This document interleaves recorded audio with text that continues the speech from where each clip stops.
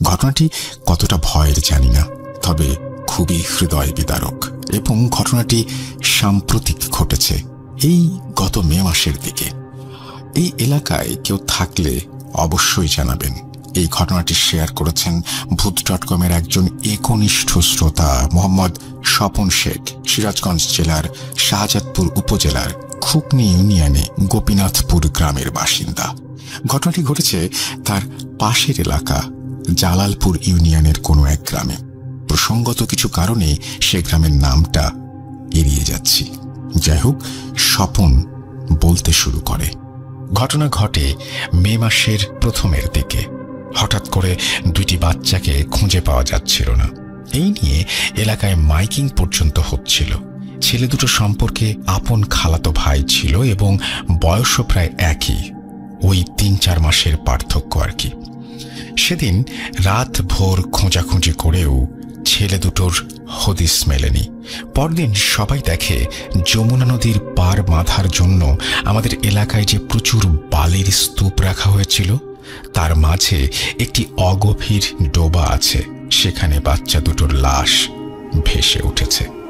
বিষয়টাতে সবাই খুব অবাক হয়, কারণ গতরাতে ওই ডোবার মধ্যে নেমেও খোঁজা হয়েছে। মাত্র হাঁটু সমান পানি, এমনকি পাশে যমুনা নদীতে নেমেও খোঁজা হয়েছে, কিন্তু কোথাও পাওয়া যায়নি।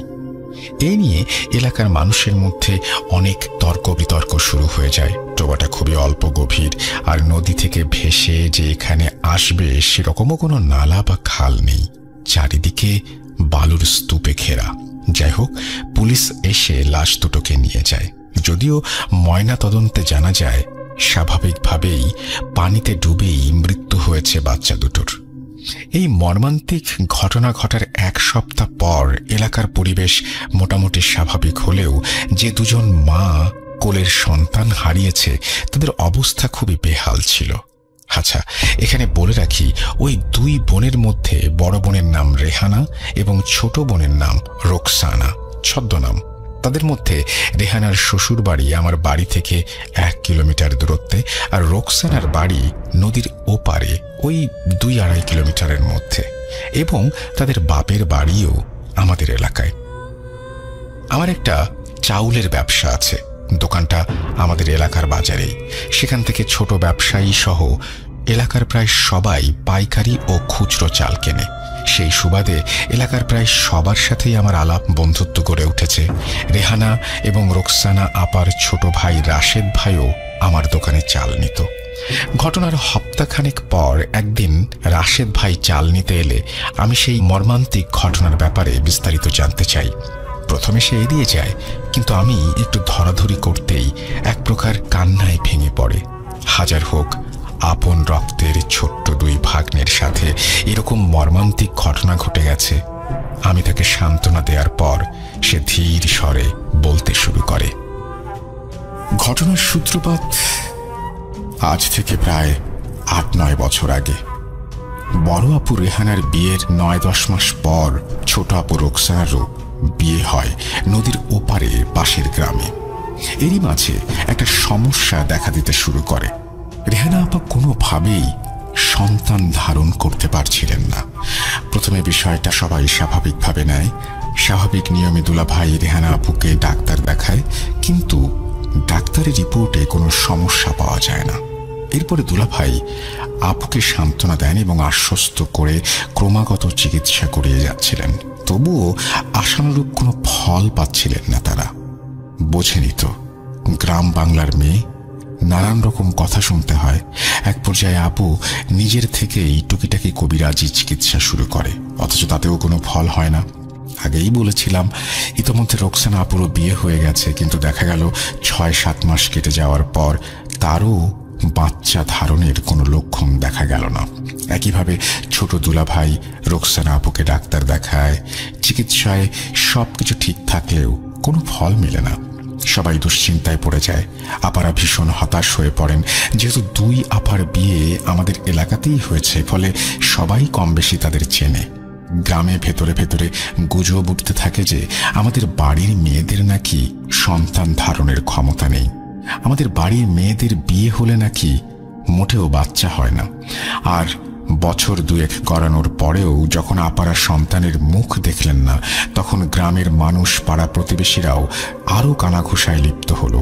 আড়ালে নয়, রীতিমতো আপাদের সম্মুখে লাঞ্ছনা ভৎসনা করতে শুরু করলো। এতে আপারা ভীষণ হতাশ হয়ে পড়েছিলেন। শ্বশুরবাড়ি থেকেও কম বেশি কথা আসতে শুরু করলো। সবার বক্তব্য যে সন্তান ধারণ করার ক্ষমতা যদি না থাকে তাহলে একজনের হবে সেটা দুইজনের কিভাবে হয়। একই প্রশ্ন ঘুরে বেড়াতে লাগলো সবখানে, সবার মধ্যে। এরপরেই আসলে মূল ঘটনার সূত্রপাত। লাঞ্ছনা গঞ্জনা সহ্য করতে না পেরে আপারা সমানে কবিরাজি চিকিৎসা নিয়ে যাচ্ছিলেন, আর বড় ভালো কোনো কবিরাজ খুঁজে বেড়াচ্ছিলেন। এরই মাঝে রোকসানা আপু একজন কবিরাজের সন্ধান পান। সেই কবিরাজ প্রথমে স্বাভাবিকভাবেই চিকিৎসা করেছিল, কিন্তু তাতেও যখন কোনো ফল হলো না, তখন কবিরাজ একটা অদ্ভুত প্রস্তাব রাখে আপুর সামনে। কবিরাজ বলে, আমি সন্তান ধারণের ব্যবস্থা করতে পারি, কিন্তু তার জন্য তোকে একটু বিপথে যেতে হবে। সেই কাজ করতে পারলে তুই সন্তান ধারণ করবি। আপু বিষয়টা শুনে কোনো কিছু না ভেবেই রাজি হয়ে যায়। আসলে লাঞ্ছনা গঞ্জনা ভৎসনা ক্রমশ সীমা অতিক্রম করছিল। রোকসানা আপু বাড়ি ফিরে রেহানা আপুকে বিষয়টা জানায়। যেই কাজটা কবিরাজ করতে বলেছিল একটা বড় অঙ্কের টাকা ও বেশ কিছু জিনিসপত্রের দাবি করে, এবং কাজটি ছিল আমাদের শিরকের মতো অনেকটা। প্রথমে যে জিনিসপত্রগুলো নেবে এবং কাজ সম্পন্ন হলে টাকা সহ আরো কিছু জিনিসপত্র নেবে। বিষয়টা শুনে রেহানা আপু কোনো কিছু না ভেবে রাজি হয়ে যান, এবং সেই মতো তারা দুজনেই পরদিন কবিরাজের সাথে গিয়ে দেখা করেন এবং তিনি কিছু শর্ত দেন। ঠিক আছে, তবে শোন, প্রথমে তোদের দুজনের দুটো আলাদা কবরস্থানে গিয়ে এক নতুন কবর থেকে মাটি নিয়ে আসতে হবে। এরপর 3 রাস্তার মোড়ে মাটি সহ 7 ঘাটের পানি ও যমুনা নদীর পানি এবং 2 জোড়া কবুতর, 2টা খাসি দিতে হবে। তারপরে আমি আমার কাজ করব। কবরের বিষয়টা শুনে আপারা ভয় পান, কিন্তু মাতৃত্বের স্বাদ ভয়কেও ছাপিয়ে গিয়েছিল। তারা রাজি হয়ে যান। কবিরাজ পরিষ্কার করে একটা বিষয় বলে দিয়েছিল যে আপারা যখন কবরস্থানে গভীর রাতে মাটি আনতে যাবে, তখন নাকি কবরস্থানে ঢোকার আগে পর্যন্ত বিভিন্ন ধরনের লোমহর্ষক ভয়ঙ্কর আওয়াজ পেছন থেকে ভেসে আসতে পারে, কিন্তু আপারা যেন কোনোভাবেই পেছনে না তাকায়। ভয় করলেও আপারা সম্মতি জানিয়ে বাড়ি ফিরে আসে। এরপর নির্দিষ্ট দিনে অমাবস্যার রাতে যে যার গ্রামের কবরস্থানে গিয়ে নতুন কবর থেকে মাটি জোগাড় করেন। সমস্যা তেমন একটা দেখা দেয়নি, ওই টুকিটাকি 2-1টা ছাড়া। কবরস্থানে যাওয়ার সময় পেছনে কখনো শেয়ালের আওয়াজ, কখনো কুকুরের আওয়াজ, কখনো বা ঝরঝর শুকনো পাতার শব্দ, মনে হয় কেউ শুকনো পাতার উপরে হেঁটে এগিয়ে আসছে, এই আর কি। তবুও আপারা সাহস করে সেইখানে গিয়েছিলেন। বোধহয় মাতৃত্বের লোভ ও লাঞ্ছনা গঞ্জনা থেকে চিরতরে মুক্তি পেতে এই 2টা আকাঙ্ক্ষাই তাদের সাহস জুগিয়ে গিয়েছিল। বাকি সবকিছু মোটামুটি জোগাড় হলেও 2 জোড়া কবুতর ও খাসি কেনাটা একটু চাপ হয়ে যাচ্ছিল, কারণ আপাদের অবস্থা ততটা ভালো ছিল না। কবুতর জোগাড় হলেও খাসি জোগাড় করা দুষ্কর হয়ে পড়েছিল। তবুও তারা কোনো রকমে জোগাড় করে সবকিছু নিয়ে কবিরাজের কাছে যান। কবিরাজ সবকিছু বুঝে নিয়ে বলেন, ঠিক আছে, তোরা পরবর্তী অমাবস্যায় আয়, আমি 2টি জিনিস দেব, তোরা সেটা ব্যবহার করতে পারলেই তোরা যা চাস তাই হবে। যাই হোক, আপারা আবারও পরবর্তী অমাবস্যার রাতে কবিরাজের বাসায় গেলেন এবং দেখলেন যে দরজা বন্ধ। আপারা কবিরাজের দরজায় যাওয়ার পর দেখেন বন্ধ দরজার ভেতর থেকে কিছু কথোপকথন ভেসে আসছে। কবিরাজের কথা বুঝতে পারলেও অপর প্রান্তের মানুষটির কথা বোঝা যাচ্ছিল না। এটুকুই বুঝতে পেরেছিল তারা ঠাহর করে যে কবিরাজ কাউকে বলছে যে সবকিছু ঠিক আছে, নিয়ম মাফিক সব ব্যবস্থা হবে, এই সব আর কি। অনেকক্ষণ ডাকাডাকির পর কবিরাজ দরজা খুলে আপাদের ভেতরে আসতে বলে। আপারা ভেতরে গেলে কবিরাজ ওদেরকে একটি বিশেষ ধরনের তেল ও খাবার পানি দেয় এবং বলে 7 দিন ওই পানিটি খেতে এবং তেলটি মালিশ করতে বলে। তবে একটা বিষয়, সেটা হচ্ছে যে সন্তান যখন ভূমিষ্ঠ হবে তারপরে কবিরাজ আপাদের কাছে বিশেষ কোনো একটা জিনিস দাবি করবে। সেটা যদি আপারা না দেয় তাহলে নাকি ভীষণ ক্ষতি হয়ে যাবে, এমনকি সেই বাচ্চারও ভীষণ ক্ষতি হতে পারে। আপারা সম্মতি জানিয়ে বাসায় ফিরে আসেন। কবিরাজের কাছ থেকে আসার পর যেখানে এত বছর ধরে নানা ডাক্তারি চিকিৎসায় কোনো ফল হচ্ছিল না, আশ্চর্যজনকভাবে 6 মাসের মধ্যে রেহানা আপু গর্ভবতী হন এবং 4 মাস পরে রোকসানা আপুও গর্ভবতী হন। নির্দিষ্ট সময়ে দুজনের কোল আলো করে 2টি ছেলে সন্তানের জন্ম হয়। এলাকাবাসী যেমন বিস্ময়ে অবাক হয়ে বিষয়টি দেখেছিল, তার থেকেও 2 পরিবার খুবই আনন্দের মধ্যে ভেসেছিল। এর মধ্যে তারা কবিরাজকে দেওয়ার কথা বেমালুম ভুলে যায়, ছেলেদের নিয়ে খুশিতে মেতে থাকে। দেখতে দেখতে বেশ কয়েক মাস কেটে যায়। একদিন কবিরাজ তাদের সঙ্গে হঠাৎ দেখা করে। কবিরাজ খুবই রাগান্বিত হয়ে বলে, কি ব্যাপার, কথা মতো তোরা এলি না? 3 মাস হয়ে গেল, রোকসানারও তো বাচ্চা হয়ে গেছে, তবুও তোরা কথা রাখিসনি। যাদের মাধ্যমে তোদের গর্ভে সন্তান এসেছে তাদের তো আর আটকাতে পারছি না, আর যদি দেরি হয় তাহলে জিন তোদের এবং তোদের বাচ্চাদের ভীষণ ক্ষতি করবে। তোরা সামনের অমাবস্যার রাতে আমার সাথে দেখা করবি। এই বলে কবিরাজ চলে যায়। এদিকে রেহানা আপু কবিরাজের কথা শুনে ভয়ে পড়ে যান। সত্যিই তো প্রায় 6 মাস কেটে গেছে। বড় আপার বাচ্চার বয়স 6 মাস, ছোট আপার বাচ্চার বয়স 3 মাস, কিন্তু তখনও পর্যন্ত তারা কেউই কবিরাজের কাছে যায়নি এবং তারা তার দাবি দাওয়াও পূরণ করেনি। আর দেরি না করে পরের অমাবস্যায় তড়িঘড়ি করে আপারা কবিরাজের বাসায় যান। সন্ধ্যা নামলেও তখনও পশ্চিমের আকাশে হালকা রক্তিম আভার রেশ ধীরে ধীরে অমাবস্যার অন্ধকারে ডুবছিল। তারা এবারে কবিরাজের বাড়ির দরজার বাইরে কিছু ফিসফিস কথা শুনতে পায়। এবারেও কবিরাজের কথা বুঝতে পারলে অপর প্রান্তে থাকা ব্যক্তিদের কথা শোনা যাচ্ছিল না। তবে এটুকু আপারা আন্দাজ করতে পারছিলেন ভেতরে কেউ কবিরাজের সঙ্গে তুমুল ঝগড়া করছে। বেশ কিছুক্ষণ এইভাবে চলার পর কবিরাজ হঠাৎই দরজা খুলে আপাদের সামনে দেখে আতঙ্কে বিস্ময়ে চেঁচিয়ে ওঠেন, এই তোদের জন্য আজকে আমার এই দুর্দশা। তোরা যদি দ্রুত আমার বলা শর্তগুলো পূরণ না করিস তাহলে কিন্তু ফল ভালো হবে না। আমি মরতে নারাজ, নিজের প্রাণ বাঁচাতে আমি সেই শয়তান জিনদের তোদের বাচ্চাদের পেছনেই লেলিয়ে দেব এই বলে রাখলাম। আপারা পরিষ্কার করে কবিরাজের কাছে শুনতে চায় যে কি চায় সে। কবিরাজ ভয়ার্ত কণ্ঠে বলে, সেই শয়তান জিনগুলো এখন খেপে গেছে, এদের শান্ত করতে হলে তোরা 2 বোন মিলে 2 মণ করে 4 মণ মিষ্টি, 2 জোড়া রাম ছাগল অবশ্যই দিবি। 2 জোড়া রাম ছাগলের মূল্য বাংলাদেশি টাকায় প্রায় 3 থেকে 4 লক্ষ টাকা এবং মিষ্টির দামও নেহাত কম নয়। আগেই বলেছি 2 বোনের অবস্থা ততটা সচ্ছল ছিল না। এতগুলো টাকা একসঙ্গে তারা বের করতে পারবে? আপারা বিনীতভাবে অনুরোধ করে কবিরাজকে বলে যদি টাকাটা কিছুটা কমানো যায় তাহলে এটা তাদের পক্ষে দেয়া সম্ভব হবে, না হলে সম্ভব না। সেই কথা শুনে কবিরাজ আবারও চরম খেপে যায় এবং চেঁচিয়ে উঠে বলে, তোদেরকে আগেই বলেছিলাম যা চাইবো শর্ত মাফিক তাই দিতে হবে, নইলে ভীষণ বিপদ। তোরা যদি এখন রাজি না থাকিস তাহলে তোদের বাচ্চাদের প্রাণ নিয়ে টানাটানি হবে। এই পর্যায়ে রেহানা আপু চুপ থাকলেও রোকসানা আপু রীতিমতো রেগে যায় এবং বাত বিতণ্ডার ঝগড়াঝাটি শুরু করে দেয় কবিরাজের সাথে। আপু চেঁচিয়ে বলে ওঠে, যত সব ভণ্ডামি, আল্লাহ যদি বাচ্চা না দেয় তাহলে কি বাচ্চা হতো? তোমার এই ভণ্ডামি বন্ধ করো, এত কিছু দেওয়া আমার পক্ষে সম্ভব না।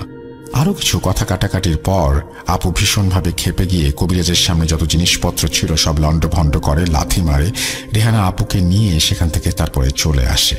আসার সময় কবিরাজ পেছন থেকে চেঁচিয়ে বলে, ঠিক আছে যা যা, তোদের কিছু দিতে হবে না, খুব শীঘ্রই তোরা টের পাবি। আরও বেশ কয়েক মাস কেটে যায়। বাচ্চারা তখন ধীরে ধীরে হামাগুড়ি দিতে শুরু করে। এরই মাঝে একটা অদ্ভুত বিষয় শুরু হয়। একদিন রেহানা আপু দেখে ছেলে হঠাৎই সন্ধ্যার পর থেকে ভীষণ কান্নাকাটি করে। সে কান্না থামতেই চায় না, সারা রাত কান্না করে। আপু বেশ দুশ্চিন্তায় পড়ে যায়। পরদিন রোকসানা আপুকে ফোন দিয়ে সব বলে। তার আগে রোকসানা আপু একই কথা বলে ওঠে। বাচ্চা দুটো প্রায় 1-1.5 কিলোমিটার দূরত্বে দুটো আলাদা আলাদা বাসায় বড় হচ্ছে, তা সত্ত্বেও একই সময়ে সন্ধ্যার পরে কেন বাচ্চা দুটি প্রচণ্ড কান্না করে? মানে সে কান্না থামানো যায় না। এভাবে আরো বেশ কয়েকদিন কেটে যায়।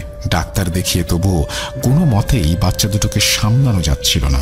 নিয়ম করে প্রতিদিন সন্ধ্যার পরেই বাচ্চা দুটো কান্না শুরু করত।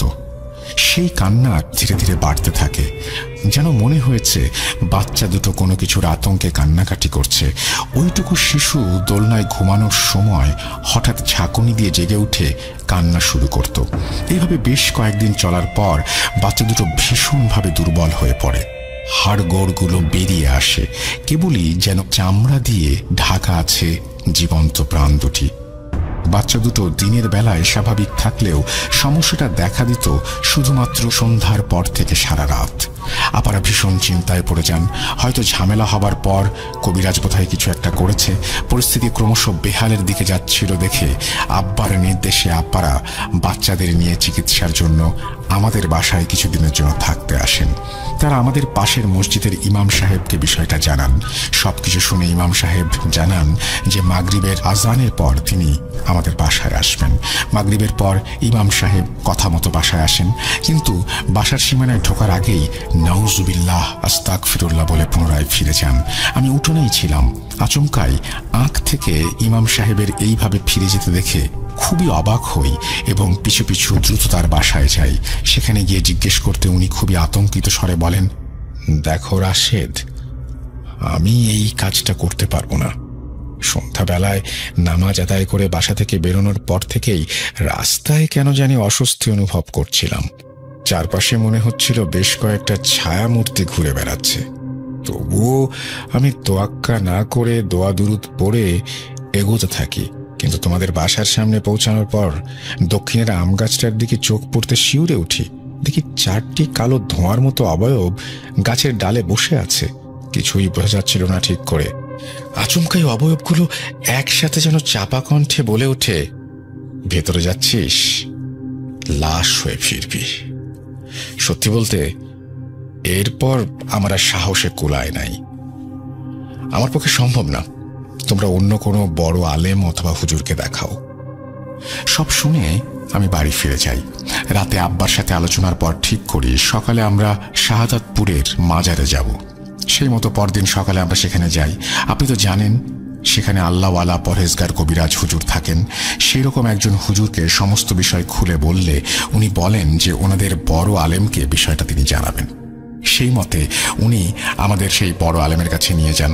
আলেম হুজুরকে সমস্ত বিষয়টা খুলে বললে উনি বলেন যে 7 দিন পরে আমাদের বাসায় যাবেন, তবে তার আগে কিছু দোয়া আমল শিখিয়ে দেন এবং সেগুলো নিয়মিত করতে বলেন। আর একটা লজ্জার বিষয় কি বলবো ভাই, সারাদিন মাঠে ঘাটে কাজ করি, গরিব মানুষ, ঠিক করে সময় বের করতে পারি না এবং আব্বাও কোনো সময় বের করতে পারেন না নামাজের জন্য। তবে আমরা সবাই জুম্মার নামাজ আদায় করতাম আলহামদুলিল্লাহ। আলেম হুজুর সেটা কেমন করে যেন বুঝে যান। উনি পরিষ্কার বলে দেন যে আমাদের সবাইকে নামাজি হতে হবে এবং প্রতিনিয়ত 5 ওয়াক্ত নামাজ আদায় করতে হবে, বাসায় কোরআন তেলাওয়াত করতে হবে। আমরা নিশ্চুপ মাথা নত করে সেখান থেকে বেরিয়ে আসি। যেহেতু সমস্যা হচ্ছে তাই আলেম হুজুরের নির্দেশে আমরা সেদিন থেকে 5 ওয়াক্ত নামাজ আদায় করা শুরু করি। আপনি তো জানেন আম্মা নাই অনেক দিন হলো, আর আমিও এখনো পর্যন্ত বিয়ে থা করিনি। শ্বশুর বাড়িতে থাকাকালীন আমি আব্বা নিজেরাই কোনো রকমে একটু ডাল ভাত ফুটিয়ে নিজেদের পেট চালিয়ে নিতাম। এখন আপারা আসার পর ওনারা রান্নাবাড়ির দায়িত্ব নেন। সেদিন সকাল সকাল আমিও আব্বা মাঠে চলে যাই। কাজ থেকে ফিরতে ফিরতে সন্ধ্যা হয়। রেহানা আপু রান্নাবাড়ি শেষ করে ঘরে চলে যান। রোকসানা আপু তখন রান্নাঘর গোছাচ্ছিলেন। গ্রাম অঞ্চলে কলতলা একটু দূরেই হয়। ছোট আপা সবকিছু গুছিয়ে হাত পা ধুতে কলতলায় যান। আমাদের কলতলার কাছে একটি বাঁশ ঝাড় আছে। সন্ধ্যা নামলেও হালকা আলোর রেশ তখনও মেটেনি। বাঁশ ঝাড়ের তলাটায় বেশ অন্ধকার নেমে এসেছে। আপু হাত মুখ ধুতে ধুতে হঠাৎই দেখেন বাঁশ ঝাড়ের ভেতরে 2টি আগুনের মতো গোলা দপদপ করে জ্বলে উঠল। জ্বলন্ত চোখ দুটো ছাড়া কিছুই দেখা যাচ্ছিল না। রোকসানা আপু প্রাণপণে ছুটে বাড়ির দিকে যান। সেই সময় কয়েকটি ফ্যাঁস ফ্যাঁসে কণ্ঠস্বর পেছন থেকে বলে, দাঁড়া, দৌড়াচ্ছিস কেন? তোদের কাছে আমাদের যে জিনিসগুলো চেয়েছিলাম তা এখনো পর্যন্ত দিলি না, উল্টে হুজুরের কাছে যাস, কি মনে করেছিস? এই সমস্ত অনেক কিছু বলে হুমকি ধামকি দেয় এবং তারা সন্তান দুটোর ক্ষতি করবে বলেও একটা হুমকি দেয়। রুকসানা আপু আতঙ্কে প্রাণপণে ছুটে বড় আপুর ঘরে ঢুকে মেঝেতে পড়ে অজ্ঞান হয়ে যান। আমরাও ফিরে এসেছি ততক্ষণে। কি হলো কিছুই বুঝে উঠতে পারছিলাম না। রেহানা পাশে বসে খুব কান্নাকাটি করছিল, পানি ছেটাচ্ছিল, তবুও জ্ঞান ফিরছিল না ছোট আপুর।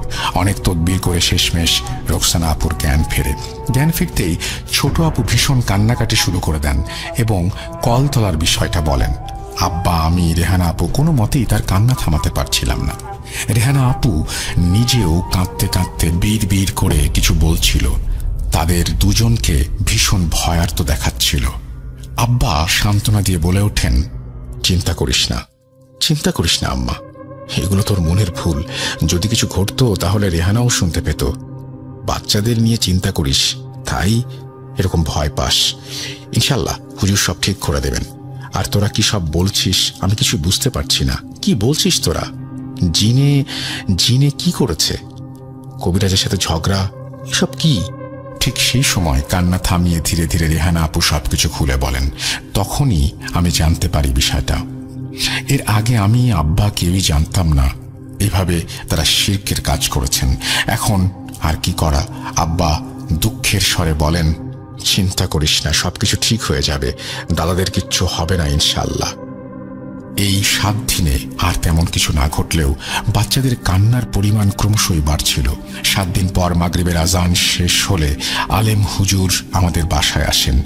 তিনিও বাসার সীমানায় ঢোকার আগে বেশ কিছু নানাবিধ দোয়া দুরুদ পড়ে তারপরে বাসায় প্রবেশ করেন। প্রবেশ করার পর হুজুর ঘুরে ঘুরে সবকিছু দেখছিলেন।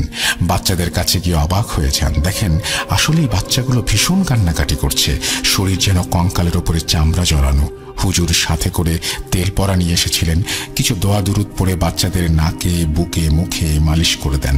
সবাই অবাক হয়ে দেখলাম এতদিন ধরে বাচ্চাদের যে কান্না সন্ধ্যার পর থেকে থামানো যেত না, সেই বাচ্চারা হঠাৎই শান্ত হয়ে যায়। হুজুর আপুদের উদ্দেশ্য করে বলেন, এবার তোমরা বাচ্চা দুটোকে কিছু খেতে দাও, ইনশাল্লাহ খাবে। এরপর আরো কিছুক্ষণ বাড়ি ঘর দৌড় দেখে হুজুর চুপচাপ যাওয়ার জন্য প্রস্তুত হন। আর আব্বাকে বলেন, কালকে আপনাদের মধ্যে কেউ একজন আমার সঙ্গে যেন দেখা করেন, কিছু জানানোর আছে, আজ বলবো না। এরপর উনি সালাম জানিয়ে চলে যান। পরদিন সকাল সকাল যথারীতি আমি আলেম হুজুরের কাছে যাই। যাওয়ার পর উনি বেশ গম্ভীর স্বরে কিছু কথা বলেন। দেখো, গত রাতে আমি তোমাদের বাড়ি যাবার পর কেমন যেন একটা অস্বস্তি অনুভব করেছিলাম, যেন সারাক্ষণ পাশে কেউ ঘোরাঘুরি করছে। 3-4টে ছায়া সম্ভবত। এমনকি ফেরার সময় গাড়িতে ওঠার পরও মনে হলো কেউ আমার পাশে বসে আছে, কিন্তু কাউকে দেখা যাচ্ছিল না। আমার সহচরী ছাত্র জিনদের আহ্বান করতে ওরা এসে জানায় যে তোমাদের বাসার মধ্যে 4টি কালো ছায়াকে তারা ঘুরতে দেখেছে। তারা এও জানায় যে ফেরার সময় কালো ছায়াগুলো ভীষণ বিদ্রুপ করে গালাগালি করেছিল, এমনকি আমাকে নাকি শেষ করে দেবে হুমকিও দিয়েছিল। কিন্তু আপাতত তারা আমার কোনো ক্ষতি করতে পারেনি। আসলে আমার ছাত্র জিনেরা সবসময় আমাকে সুরক্ষা দিয়ে থাকে। রাতে তারা এসে জানায় যে তোমার 2 বোন নাকি শিরক পদ্ধতিতে গুনাহ করেছে। যেহেতু স্বাভাবিক নিয়মে সন্তান ধারণ করতে পারছিল না, তাই কোনো এক লোভে নিকৃষ্ট কবিরাজের সাহায্যে সেই 4টি শয়তান জিনের সাহায্য নিয়েছিল। পরবর্তীতে কবিরাজের শর্ত মাফিক 2 জোড়া রাম ছাগল, 2 মণ মিষ্টি জিনদের দেওয়ার কথা ছিল, কিন্তু না দেয়ায় জিনগুলো অসন্তুষ্ট হয়েছে। এদিকে তোমার বোনেরা কবিরাজকে ভণ্ড ও নানাবিধভাবে অপমান গালিগালাজ করেছে। কবিরাজ খেপে গিয়েছে এবং জিনদের তোমাদের বোনদের পেছনে লাগিয়ে দিয়েছে। এই জন্য শয়তানগুলো তোমাদের বাসার থেকে সারাক্ষণ বাচ্চাগুলোকে ভয় দেখায়, তাই বাচ্চারা ওইরকম আতঙ্কে কেঁদে ওঠে। জিনগুলো ভীষণ শক্তিশালী, জানি না আমি কতটা করতে পারবো। তোমরা শরিয়া নিয়মে বিভিন্ন আমল করতে থাকো, কোরআন তেলাওয়াত করো, ইনশাল্লাহ সব ঠিক হয়ে যাবে, চিন্তা করো না। ইনশাল্লাহ 2 দিন পর আমি তোমাদের বাসায় যাব। আমি সবকিছু শুনে নীরবে সেখান থেকে চলে আসি। এর 2 দিন পর হুজুর আমাদের বাসায় আসেন এবং 2টি গোল গন্ডি কেটে কিছু আমল করে রেহানা আপু এবং রুকসানা আপুকে তার মধ্যে বসিয়ে দোয়া পড়ে সেই শয়তান জিনগুলোকে তাদের মধ্যে আহ্বান করেন। জিনগুলো আপুর শরীরে আসার সময় চারিদিকের পরিবেশটা যেন তোলপাড় হয়ে যাচ্ছিল, যেন ভূমিকম্প হচ্ছিল। ওরা আপুদের শরীরের ভেতরে এসে যথারীতি আগের মতন হুজুরকে গালাগালি করে, চেঁচামেচি করে, বলে এরা আমাদের শর্ত মানেনি, তাই বাচ্চা দুটোকে নিতে এসেছি। এবং যে দৃশ্য সেখানে ঘটছিল তা দেখে আতঙ্কে গায়ে কাঁটা দিয়ে ওঠে। আপার মুখ খোলা, ঠোঁট জিভ কিছুই নড়ছে না, অথচ মুখের ভেতর থেকে একসঙ্গে অনেকগুলো ফ্যাঁস ফ্যাঁসে কণ্ঠস্বর বেরিয়ে আসছে। হুজুর তাদের বোঝায় এবং বলে, দেখো ওরা গরিব মানুষ, এদের পক্ষে 5-6 লক্ষ টাকা জোগাড় করা দুষ্কর, এরা কি করে এত কিছু দেবে, এদেরকে মাফ করে দাও। কিন্তু জিনেরা মানতে নারাজ। শেষমেশ হুজুর রেগে গর্জে ওঠেন, দেখো দুনিয়া আল্লাহর কালামের, আমি চাইলে তোমাদের পিটিয়ে তাড়িয়ে দিতে পারি। তবুও জিনেরা শোনে না, হুজুরের সঙ্গে ঝগড়া করতে শুরু করে। এক পর্যায়ে হুজুর রেগে গিয়ে কিছু তদবির করে ঝোলা থেকে একটি বিশেষ লাঠি বের করে তাদের পেটাতে শুরু করে। আশ্চর্যের বিষয় হলো, জোরে জোরে পেটানোর সত্ত্বেও আপারা যে কাঁদছিল, যেন মনে হচ্ছিল তারা না, তাদের ভেতর থেকে একসাথে অনেকগুলো মিশ্রিত কণ্ঠস্বর কান্নার সুরে বেরিয়ে আসছিল। এই সব বেশ কিছুক্ষণ চলার পর আপাদের ভেতর থেকে শয়তানগুলো একসাথে চেঁচিয়ে বলে, ঠিক আছে আমরা চলে যাচ্ছি, কিন্তু এর প্রতিশোধ একদিন না একদিন আমরা নেবই।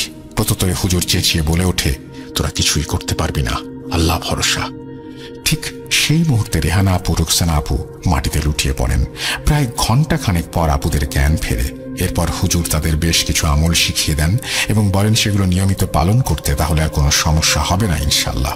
হুজুর এও বলেন যে ওনার ছাত্র জিনেরা সবসময় বাচ্চাদের পাহারা দেবে। এরপর থেকে হুজুরের কথা মতো আপারা নিয়মিত তদবির আমল করতে শুরু করেন, 5 ওয়াক্ত নামাজ পড়েন। এদিকে ধীরে ধীরে বাচ্চারাও সুস্থ থাকে, স্বাভাবিকভাবেই বড় হচ্ছিল। এইভাবে বেশ কিছু বছর কেটে যায়, কোনো সমস্যা হয় না। বর্তমানে এই অঘটনের প্রায় 3-4 মাস আগে হুজুর স্বাভাবিক বার্ধক্যজনিত কারণে ইন্তেকাল করেন। ঠিক তারপর থেকেই আবারও সমস্যাগুলো দেখা দেয়। কিন্তু এতগুলো বছর স্বাভাবিকভাবে কেটে যাওয়ার ফলে আপারা ও আমরা কেউই ধারণা করতে পারিনি যে শয়তান জিনগুলো আবারও ফিরে আসবে। তবে বাচ্চা দুটো খেলতে গেলে মাঝে মাঝে ফিরে এসে আম্মাদের জানাতো তাদেরকে 4 জন মানুষ প্রায়ই ডাকে, এসো এসো আমাদের সঙ্গে, এসো খাবার দেব, খেলনা দেব, এসো। আপারা ভেবেছিল হয়তো কোনো ছলে ছেলে ধরা ভুলিয়ে ভালিয়ে বাচ্চাদের ধরতে এসেছে। তখনও আমরা ধারণাই করতে পারিনি যে শয়তান জিন এভাবে এসে ঘুরে বেড়াচ্ছে। আপারা বাচ্চাদের যথারীতি বুঝিয়ে দেন যে এরকম কোনো মানুষ যদি লজেন্স, খেলনা, মিষ্টি দিয়ে ডাকে তাহলে যেন তারা না যায়। এরই মাঝে একদিন ভাগ্নে দুজন আমাদের বাড়িতে বেড়াতে আসে। তার ঠিক 3 দিনের মাথায় অঘটন ঘটে যায়। সারাদিন মাইকিং হয়, এলাকায় খোঁজাখুঁজি হয়, কিন্তু ভাগ্নে দুজনের কোথাও খোঁজ পাচ্ছিলাম না। আশেপাশে সমস্ত ইউনিয়ন খুঁজে দেখি, কিন্তু খুঁজে পাই না। দেখতে দেখতে রাত হয়ে আসে, তবুও আমাদের খোঁজা শেষ হয় না। এদিকে আপারা কাঁদতে কাঁদতে প্রায় অজ্ঞান হয়ে মাঝরাতে হঠাৎই দুজনে একসাথে চেঁচিয়ে জেগে ওঠে এবং হাউমাউ করে কাঁদতে থাকে। আপাদের একটু ধাতস্থ করে জানতে পারি যে স্বপ্নে তারা দেখেছে 4 জন শয়তান জিন এসে আপুদের বলছে, তোদের বলেছিলাম না প্রতিশোধ নেবই, প্রাপ্য বুঝে নেব। এই বলে রাশেদ ডুকরে কেঁদে ওঠে। আমি তাকে শান্ত করে বাড়ি পাঠাই। এই ছিল ঘটনা ভাইয়া। কতটা ভয়ের জানি না, তবে বিষয়টা খুবই মর্মান্তিক। অত্র এলাকার কেউ শুনলে অবশ্যই বিষয়টা সম্পর্কে অবগত থাকবেন। এই বলে স্বপন থামে। পানিতে ডুবে মৃত্যু দুর্ভাগ্যজনক হলেও ব্যাপারটার মধ্যে কি সত্যিই কোনো অলৌকিকতা লুকিয়ে আছে তা বিচার করার হামিকে, যার সাথে ঘটেছে কেবল সেই এর মর্মান্তিক বিষয়গুলো উপলব্ধি করতে পারবে। আল্লাহ নিষ্পাপ শিশু দুটিকে জান্নাত দান করুন, আমিন। স্বপন ঘটনা পরবর্তী বাচ্চা দুটোর ছবি দিয়েছিল, যা খুব মর্মান্তিক। আপনাকে পাঠালাম। আজ এই পর্যন্তই। আবারও হাজির হব অন্য কোনো এপিসোডে। ভালো থাকুন, সুস্থ থাকুন, ভূত.com-এর সাথে থাকুন। আল্লাহ হাফেজ। আজকের ঘটনা আমার বড় ভাইয়ের মেয়ে সাদিয়ার সাথে ঘটা। নিজ মুখে পড়ে শোনাবেন আশা করি। আমি তানভীর হাসান, বাসা টাঙ্গাইল। আনুমানিক তখন 2007-2008। সাদিয়া তখন ক্লাস 3-তে পড়ে। একদিন সাদিয়া আর ওর মা ওর খালাতো বোনের হোস্টেলে যায় বিকেলবেলা। বলে রাখা ভালো, সাদিয়া অনেক সুন্দরী এবং অনেক গুণ আছে ওর মধ্যে। তো বিকেলে গেল হোস্টেলে, সাথে ছিল মাছ ভাজা প্লাস আরও কিছু। মেইন রাস্তা থেকে হোস্টেলে যাওয়ার সময় সামনে অনেক প্রাচীন বট গাছ। লোকমুখে শোনা যায় এই গাছটা নাকি ভালো না, খারাপ কিছু আছে। আবার পাশে ছিল শ্যাওলা জমা পুকুর। কেন এই কথা বললাম কিছুক্ষণ পরই বুঝতে পারবেন। সাদিয়ার কাজিনের সাথে দেখা হলো, এখন ওরা চলে আসবে। যখনই বট গাছের নিচে আসে তখনই সাদিয়ার শরীর ভার হয়ে যায়। এই কথাটা ওর মাকে বলে। ওর মা কিছু না বলে চুপচাপ বাসায় চলে আসে। তখন মাগরিবের আজান দেয়। রাতে তেমন কোনো ঘটনা ঘটেনি। ঘটনা ঘটে পরদিন সকালে। হঠাৎ সাদিয়ার শরীরে অনেক জ্বর, সবাই পানি ঢালছে, কোনো মতেই কমে না। মেডিসিন নিয়ে আসা হলো, কিন্তু তাতেও কোনো লাভ হচ্ছে না। সাদিয়া এমন ছিল, কিন্তু যখনই সন্ধ্যা হলো, বিশ্বাস করুন রাসেল ভাই, ওর মুখটা একদম লাল হয়ে গেল। শরীর দুর্বল, সে কারণে উঠতে পারছে না। এদিকে তখন প্রায় 6টা বাজে। সাদিয়াকে ধরে নিয়ে এসে আমাদের বড় ঘরে আনা হলো। বিছানায় শুয়ে মাথায় পানি ঢালা হচ্ছে। বড় ঘর বলতে আগের দিনে যেমন একটা প্রধান ঘর ছিল, তেমন আমাদের ছিল প্রধান ঘর বা বড় ঘর। বিছানায় শোয়ানোর কিছুক্ষণ পরেই সাদিয়ার খিঁচুনি শুরু হয়ে গেল। আমরা সবাই ভয় পেয়ে গেলাম। যেমন তেমন খিঁচুনি না, এ যেন বিছানা থেকে ওপরের দিকে উঠতে যাচ্ছে। আমরা আরো ভয় পেয়ে যাই। সবাই পানি ঢালা বাদ দিয়ে ওকে ধরে শান্ত করার চেষ্টা করি, কিন্তু একটা জিনিস কেউ খেয়াল করেনি, সাদিয়া তো কালকে দুপুর থেকে ঠিক করে কিছু খায়নি, তবে এত শক্তি পেল কিভাবে? এই চিন্তা করার সাথে সাথে আরো বড় কিছু হবে যে সেটা আমরা বুঝতে পারিনি। সাদিয়া শুয়ে থাকা অবস্থায় উঠে দাঁড়িয়েছে। আমরা সবাই অনেক ভয় পেয়ে যাই। সবাই ওকে চাপ দিয়ে বিছানায় বসাই। বিশ্বাস করবেন না, ওর শরীরে এত জোর আমরা 5-6 জন ধরে রাখতে পারছি না। সে উঠে চলে যায়, মুখ একদম লাল। তখন আমাদের বুঝতে বাকি রইল না যে ওর উপরে খারাপ কিছু ভর করেছে। তখন আম্মু বললেন, কালকে আমি ভাজি মাছ নিয়ে গিয়েছিলাম কলেজের হোস্টেলে। তখন সাদিয়া বলছিল ওর শরীর কেমন যেন লাগছে। আমি বুঝতে পারিনি এমন কিছু হবে। সবাই কান্নাকাটি করছে, কি করব এখন কিছুই বুঝতে পারছি না। হঠাৎ একজন জানায় আমাদের পাশের এলাকা পালপাড়ায় এমন একজন কবিরাজ আছে যে এই সব নিয়ে কাজ করে। আমরা রওনা হই সাদিয়াকে নিয়ে কবিরাজের উদ্দেশ্যে। 30 মিনিটের মধ্যেই আমরা চলে আসি। কবিরাজ তখন ধ্যানমগ্ন ছিলেন। সাদিয়াকে নিয়ে তার সামনে বসানো হলো। যখন সে চোখ খুলে তখন সে ভয় পেয়ে গেলেন সাদিয়াকে দেখে। তার চোখে ছিল ভয়ের ছাপ, কিন্তু সাদিয়াকে দেখে মনে হচ্ছে ও একদম স্বাভাবিক। কবিরাজ নামাজ পড়তে চলে গেলেন ভেতরে। তখন সাদিয়া তার আসনেই বসে আছে। নামাজ শেষ করে কবিরাজ আসনে বসলেন। যখনই দোয়া পড়া শুরু করলেন তখনই সাদিয়া আবারও আগের মতো শক্তি দেখাচ্ছে, উঠে চলে যাবে।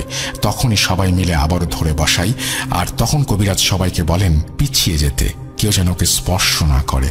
যদি কেউ স্পর্শ করে সাদিয়ার শরীর, তাহলে তার শরীরেও চলে যেতে পারে। এমন একটা ভয়ানক পরিস্থিতি তখন। তারপর কবিরাজ দোয়া পড়ে অনেক কষ্টে সাদিয়ার শরীর থেকে জিনটাকে বের করলেন এবং সেটা তার কাছে রেখে দেন। তারপর সাদিয়া সুস্থ হয়ে যায়। কবিরাজ পরে আমাদের জানায় যে ওর সাথে যে ছিল তার নাকি মাথা ছিল না, সে ছিল সেই প্রাচীন বটগাছটায়। এই বলে তিনি আসন থেকে উঠে আমাদের চলে আসতে বলেন। সাদিয়া তখন একদম সুস্থ। যদি এখানেই সব শেষ হতো তাহলে অনেক ভালো হতো, কিন্তু কপালে আরও কি লেখা ছিল তখনও আমরা কি কিছু বুঝতে পেরেছিলাম? অনেক বছর চলে যায়। এখন 2021। সাদিয়া মেডিকেলে পরীক্ষা দেবে। আগেই বলেছি ওর অনেক গুণ। এটাও ওর গুণ ছিল, ও লেখাপড়ায় ভালো। পরীক্ষার ঠিক 6 মাস আগে আবার হঠাৎ আগের মতো জ্বর, মাথা ব্যথা, অনেক বেশি অসুস্থ হয়ে পড়ে। অনেক ডাক্তার দেখানো হলো। সবাই বললেন বেশি পড়ার চাপে নাকি ওর নার্ভে সমস্যা হয়েছে। আমরা ধানমন্ডি একটা হসপিটালে নিয়ে যাই, তাকে দেখাই। অনেক মেডিসিন তারা অ্যাডভাইস করে। কয়েকদিন ঠিক ছিল, কিন্তু কয়েকদিন পর আবারও আগের মতো অবস্থা হয়ে গেল। এবার আরো ভয়ানক হয়ে গেল অবস্থা। এখন শরীর কাঁপুনি দিয়ে জ্বর আসে। 1 ঘন্টা পরেই সে উঠে বসে থাকে। আমরা খেয়াল করলাম সে কথা বলতে পারছে না, কানেও শুনতে পারছে না। আমরা অনেক ভয় পেয়ে যাই। আমরা এই কাহিনীগুলো জানতে পারছি সাদিয়ার হাতের লেখায়। হ্যাঁ, ও খাতায় লিখে লিখে দেখিয়েছে, মেসেঞ্জারে মেসেজও করেছে আমাকে যে সে কিছু শুনতে পারছে না, কথা বলতে পারছে না, তার মাথায় অনেক ব্যথা, আরো অনেক কিছু। কিছুটা এমন তার মাথায় মনে হচ্ছে কেউ মরিচ ঘষছে, কাঁচা মরিচ। মগজ বের করে কেউ যেন সেখানে মরিচ মিশিয়ে দিচ্ছে। এগুলো বলার পরেই শুরু হলো আসল কাহিনী। সাদিয়ার নিজের হাতের ভেইনগুলো নিজেই টেনে ছিঁড়তে যায়, আমরা আটকাই। মাথায় যখন ব্যথা করে অনেক বেশি, তখনও মাথার চুলগুলো টেনে ছিঁড়তে চায়। রক্ত বেরিয়ে এসেছিল একবার। 5-6 জন মিলে আমরা ওকে ধরে রেখেছিলাম। এক মুহূর্তের জন্য হাত ছাড়লে নিজের হাত নিজেই কামড়ে ছিঁড়তে চায়। চুল ছেড়ে যখন সে নিজের চুল ধরে আমরা কেউ ছাড়াতে পারি না। অনেক দোয়া কালাম পড়ি, তখন সে ছেড়ে দেয়। এইভাবে 2-3 দিন চলতে থাকে। এবার সবাই ওর সাথে আমরা অসুস্থ হয়ে যেতে শুরু করি। কি করব বুঝতে পারছি না। ছোটাছুটি কম করলাম না। এরই মধ্যে মনে হয়েছে সেই কবিরাজের কথা। তার খবর নিতে পাঠালাম একজনকে। তিনি বললেন কবিরাজ নাকি তার 1-2 বছর পরেই মারা গেছেন। সব জিনগুলোকেও মুক্ত করে দিয়েছেন। সেই জিনটাই আবার এসেছে সাদিয়ার কাছে, তাই এমন করছে। আমরা সবাই ভয় পেয়ে যাই। কাছের অনেক হুজুরকে দেখাই, লাভ হয় না কোনো। কয়েকদিন পর এক ইমামের খোঁজ পাই, তার কাছে নিয়ে যাই।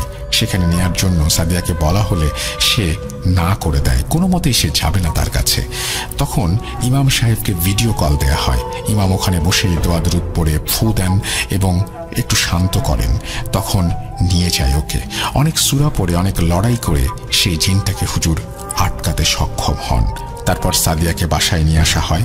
তখনও সব ঠিক হয়নি। সাদিয়া কথা বলতে পারত না, তখনও কানেও শুনত না। আমাকে বলছে খাতায় লিখে আমাদের ঘরের সামনে মেহেদি গাছ কেটে ফেলতে হবে। এখানেই নাকি জিনটা থাকতো। যদি না কাটি তাহলে আবার সেই জিনটা আসবে, আরো বড় ক্ষতি হবে। সবাইকে নামাজ পড়তে হবে, তাহলে সে আর আসবে না, এমন কিছু একটা। আমরা সাথে সাথে সেই মেহেদি গাছটা কেটে ফেলি। একটু পরেই খবর পাই সাদিয়া কানে শুনতে পাচ্ছে। আমরা সবাই খুশি। পরের দিন আর একটা কান খুলে যায়, কথাও বলতে পারে। এই ছিল আমাদের সাথে ঘটে যাওয়া মর্মান্তিক দুর্ঘটনা। আল্লাহ সবাইকে রক্ষা করুন। শুরু করি তাহলে আমাদের প্রথম অডিও ক্লিপ, যেটি পাঠিয়েছেন কে, মিলিয়ে নিন কমেন্ট সেকশনের সাথে। এখন যে ঘটনাটা আমি শেয়ার করব, এইটা আমাকে যিনি শেয়ার করছে ওনার বয়স বেশ অনেকটাই হয়ে গেছে। ঘটনাটা 2003 সালের এবং উনি তখন যুবক বয়সের ছিলেন। ওনারা যেটা করতেন, উনি গ্রামে ছিলেন, উত্তরবঙ্গেরই কোনো একটা জেলায় ওনার বাড়ি। আমি জেলার নামটা বলতেছি না, উনি ওনার পরিচয়টা গোপন রাখতে বলছেন আর কি। উত্তরবঙ্গের আপনারা জানেন যে শীতকালে কি পরিমাণ আসলে শীত পড়ে এবং কুয়াশা তো মাত্রা অতিরিক্ত কুয়াশা পড়ে। যে শীত এবং কুয়াশায় অবস্থা খারাপ থাকে উত্তরবঙ্গের, যখন বেশ শীতকালের মাঝামাঝি চলে। তখন উনি এইরকম একটা শীতের সময়ে ওনাদের একটা ডোবা ছিল বিলের মধ্যে। বিল বলতে হচ্ছে ধানের জমির মধ্যে একটা ডোবা ছিল, যেটা ওনার বাড়ি থেকে বেশ খানিকটা দূরে। তো ওই ধানের জমির মধ্যে যে ডোবাটা ছিল, শীতকালে সাধারণত আপনারা জানেন যে ডোবার মধ্যে পানি কম থাকে। তো শীতকালে হচ্ছে ডোবাটা সেচে অনেকেই মাছ ধরে। ওনাদের প্ল্যান ছিল যে ওনারা হচ্ছে ডোবাটা সেচে ওখান ডোবাটা মাছ ধরবে। তো এক্ষেত্রে ওনার যে কাজিন ছিল, ওনার গ্রামের আরো প্রায় 7-8 জন কাজিন ছিল, সবাই মিলে একটা প্ল্যান করে যে তারা হচ্ছে মাছ ধরতে যাবে আগামীকাল। এবং যেহেতু গ্রামে যেটা হয় সাধারণত যে সকালবেলা তারা খুব ভোরে মাছ ধরতে যায়, পানি সেচ দেয়। তো 2003 সালের ওই দিকের ঘটনা। তখন অনেক মানুষই যেটা করতো গ্রামে, আপনারা হয়তো যারা অনেক আগে গ্রামে থাকতেন তারা হয়তো জানেন যে বাঁশের একটা হোচা বলা হয় আর কি, আমাদের ওইদিকে আঞ্চলিক ভাষায়। আমি জানি না যে এটা অন্য জায়গায় কি বলা হয় আর কি, হোচা, যেটা দিয়ে অনেকেই আগে গরুর গোবর ফেলতে ব্যবহার করতো আর কি। তো এই হোচার হচ্ছে দুই পাশে দড়ি লাগায়, ওইটা দিয়ে একটা পদ্ধতিতে দড়ি টেনে টেনে পানি সেচ দেয়া আগে মানুষ পুকুর বা ডোবাগুলো বেশি সেচ দিত আর কি। এরকম একটা ওনারা পরিকল্পনা করে যে ঠিক আছে, আমরা তাহলে কালকে সকালে ভোরে যে পানি সেচা শুরু করবো আলো ফোটার আগেই, এবং যখন ডোবা থেকে সব পানি বের করে ফেলা হয়ে যাবে, তখন বেশ সকাল হয়ে যাবে, তখন তারা নেমে মাছগুলো ধরে ফেলবে। এই কথা অনুযায়ী তারা যে যার বাড়িতে যে ঘুমায় পড়ে। তো ওনার যে বাড়িটা ছিল, ওনার রুমটা যেটা ছিল, সেটা ওনার পরিবারের যাদের রুম ছিল সেই রুমটা থেকে একটু সামনে, মানে উঠোনের সামনে কাচারি ঘর যেগুলো থাকতো, যেমন বাড়ির উঠোন পেরিয়ে কাচারি ঘর থাকতো, ওনার রুমটাও ছিল বাড়ির উঠোন পেরিয়ে কাচারি ঘরের মতোই আর কি। তো উনি কাচারি ঘরে ঘুমায় আছে, এইরকম একটা অবস্থায় হঠাৎ উনি খেয়াল করে ওনাকে কেউ ডাকতেছে বাইরে থেকে ওনার নাম ধরে। ওনার নাম ধরে যখন কেউ ডাকতেছে, উনি হয়তো ঘুমের মধ্যে ছিল, একটা বা দুইটা এরকম একটা ডাক শুনছে। শোনার পরে উনি উঠে গেছে। ওনার ঘুম স্বভাবতই বেশ পাতলা, উনি যেটা বলে যে হালকা একটু শব্দ হলে উনি ঘুম থেকে জেগে যায়। তো ওনাকে নাম ধরে ডাকার পরে উনি উঠে পড়ে। ওঠার পরে উনি উঠে যখন দরজা খুলে বাইরে বের হয়ে আসে, তখন দেখে যে ওনার একটা কাজিন সে উল্টা দিকে ঘুরে আছে, মানে ওনার দিকে মুখ করে নেই, উল্টা দিকে ঘুরেই কথা বলতেছে যে কি ব্যাপার, তুই এখনো ঘুমাচ্ছিস? আমাদের তো মাছ ধরতে যাওয়ার কথা, শেষবি না? এখন উনি বলে যে হ্যাঁ, এখন কি ভোর হয়েছে নাকি কি অবস্থা? তো ওই ওনার যে কাজিন সে বলতেছে যে এখন তো বেশ ভোর ভোর টাইপ হয়ে গেছে, চল আমরা আপাতত যাই, পানি সেচা শুরু করি, ওরা আস্তে আস্তে উঠে চলে আসবে না বাকি যারা আছে। তো তখন বলে আচ্ছা ঠিক আছে। তো ওনার যে কাজিন ছিল সে রাস্তা দিয়ে হাঁটা শুরু করে ডোবার দিকে। এখন উনি বলতেছে আচ্ছা তুই যে হাঁটা শুরু করলি, পানি সেচার তো জিনিসগুলো নেওয়া লাগবে। তো তখন উনি হচ্ছে পানি সেচার জন্য যে ওচার কথাটা আমি বললাম ওইটা নেয় এবং সাথে কিছু দড়ি নেয়, নিয়ে উনিও ওনার কাজিনের পিছনে পিছনে হাঁটা শুরু করে।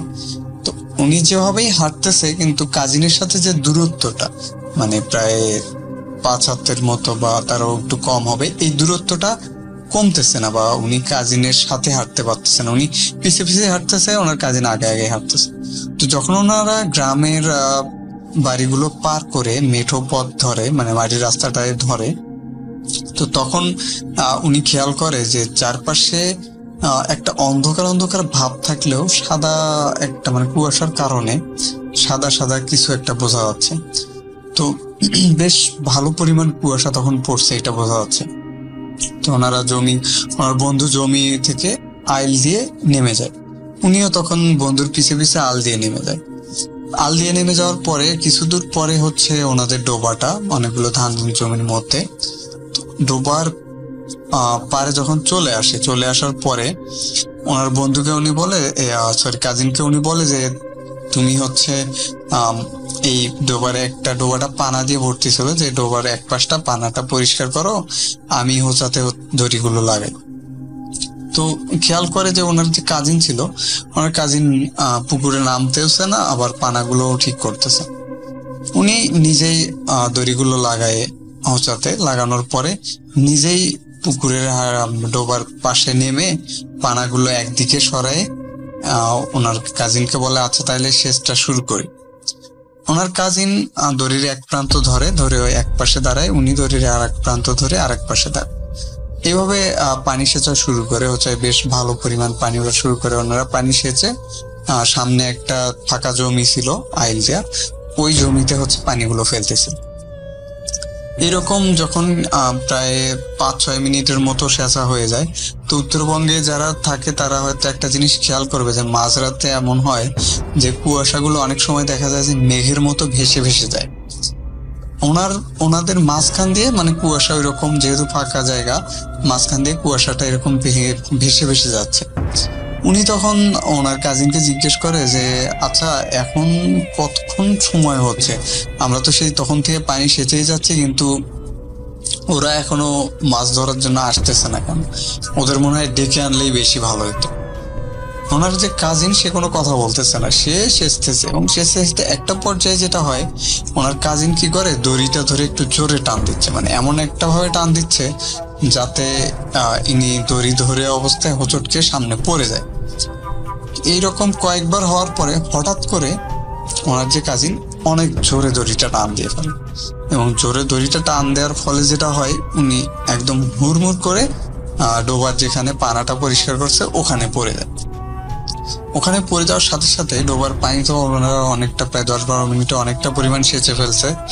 তো কাদা ছিল আর কি ডোবায়, বেশ গ্রামের ডোবাগুলোতে যেটা হয় যে অনেক ডোবাতে হাঁটু পরিমাণ কাদাও থাকে। উনি কাদার মধ্যে একদম সবকিছু, জামা কাপড় সহ সবকিছু সহ, শীতে কনকনা ঠান্ডা পানির মধ্যে উনি পড়ে যায়। উনি যখনই উপর হয়ে পড়ে যাওয়ার সাথে সাথে উনি অনুভব করে যে ওনার ঘাড়ের উপরে কেউ লাফ দিয়ে উঠে ওনার ঘাড়টা একদম কাদার মধ্যে ঠেসে ধরছে। যখন এটা মানে উনি অনুভব করতে পারে, উনি কয়েক সেকেন্ডের মধ্যে এটা হওয়াতেই বেশ ভয় পেয়ে যায় যে আসলে হঠাৎ এটা কি হলো, আমার কাজিন কেন আমাকে কাদার মধ্যে এরকম করে ঠেসে ধরলো। উনি হাত ঘুরে হাতটা, ওনার যে কাজিন যে কাদার মধ্যে ওনার কাঠটা ঠেসে ধরে আছে, উনি ওই কাজিনের হাতটা ধরে। যখন কাজিনের হাতটা ধরে তখন উনি একদম সেই পরিমাণের ভয় পেয়ে যায়, কারণ হাতটা ধরে, হাতটা অনেক নরম এবং লোমশ। জাস্ট ওনার হাতের নিচে ফিল হচ্ছে যে একটা লোমশ কিছু উনি ধরে আছে। একদম ভয়ে মানে তখন কি করবে, মুখটা কাদার মধ্যে, কোনো নিঃশ্বাস নেওয়ার বুদ্ধি নেই।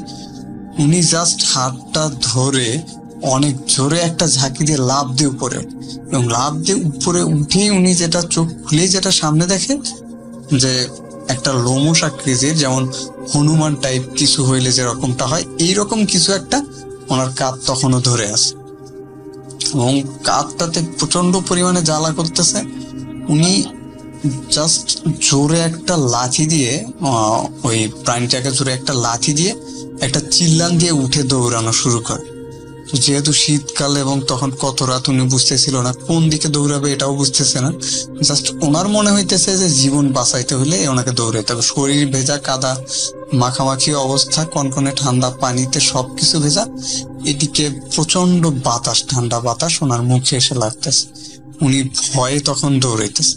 তো দৌড়াইতে দৌড়াইতে ওনাদের যে বিলটা ছিল, এই বিলের মধ্যে একটা গাছ ছিল, একটা জায়গা ছিল, ওই জায়গাটা একটু উঁচু জায়গা। ওই উঁচু জায়গাটাতে যেটা হয় যে একটা গাছ ছিল, সেটা হচ্ছে রেইন ট্রি করাই গাছ ছিল।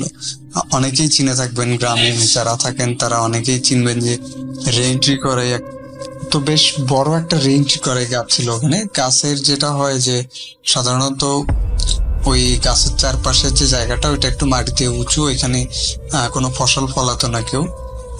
আর হচ্ছে ওই জায়গাটাতে কিছু ঝোপঝাড় টাইপ, ছোট ছোট আগাছা টাইপ জন্মে থাকতো সবসময়।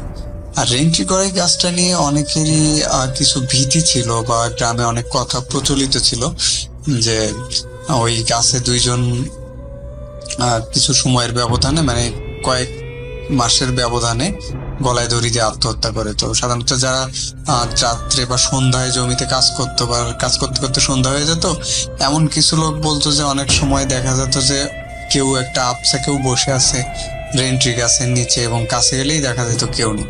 মানে এরকম অনেক কথা প্রচলিত ছিল।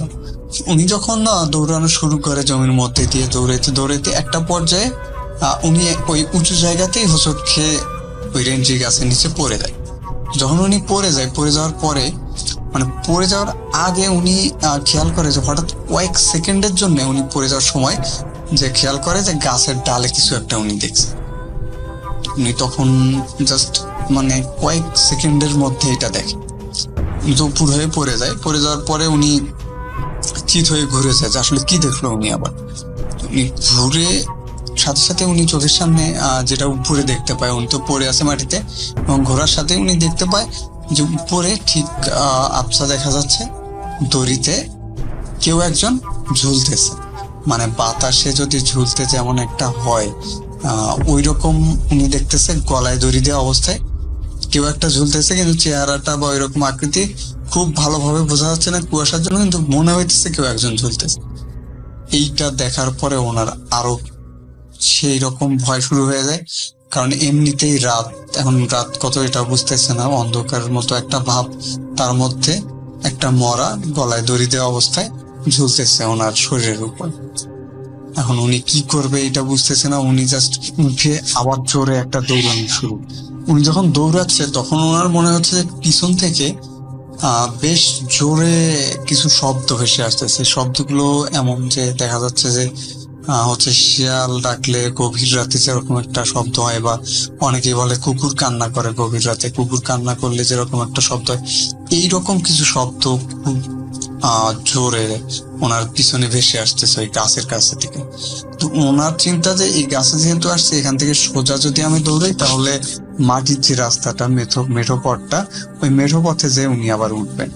তো উনি দৌড়াতে দৌড়াতে বেশ সামনে যে মেঠো পথটা খুঁজে পান, ততক্ষণে আর শব্দগুলো অনেকটাই কমে গেছে পিছনের, এবং ওনার তখন মনে হয় যে আসলে যে লোমশ যে প্রাণীটা ছিল এইটা কোন দিকে গেল।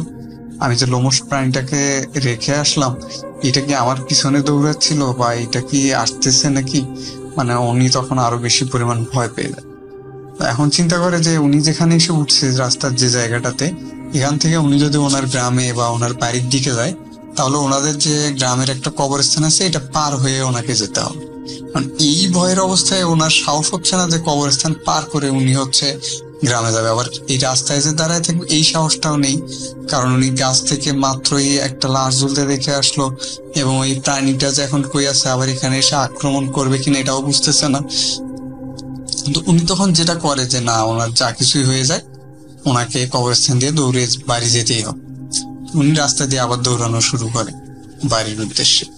যখন উনি রাস্তা দিয়ে আবার বাড়ির উদ্দেশ্যে দৌড়ানো শুরু করে, একটা পর্যায়ে উনি যখন দেখতেছে যে কবরস্থানটা আর কিছু দূর গেলেই কবরস্থানটা সামনে আসবে, তো শীতকালে যেটা হয় যে রাস্তায় কুয়াশা গুলো এসে গাছের সাথে রাস্তার দুই পাশে যেহেতু অনেক ধরনের গাছ থাকে, গাছের সাথে যে কুয়াশাগুলো ধাক্কা খেয়ে কুয়াশাগুলো পানি হয়ে ঝরে পড়ে।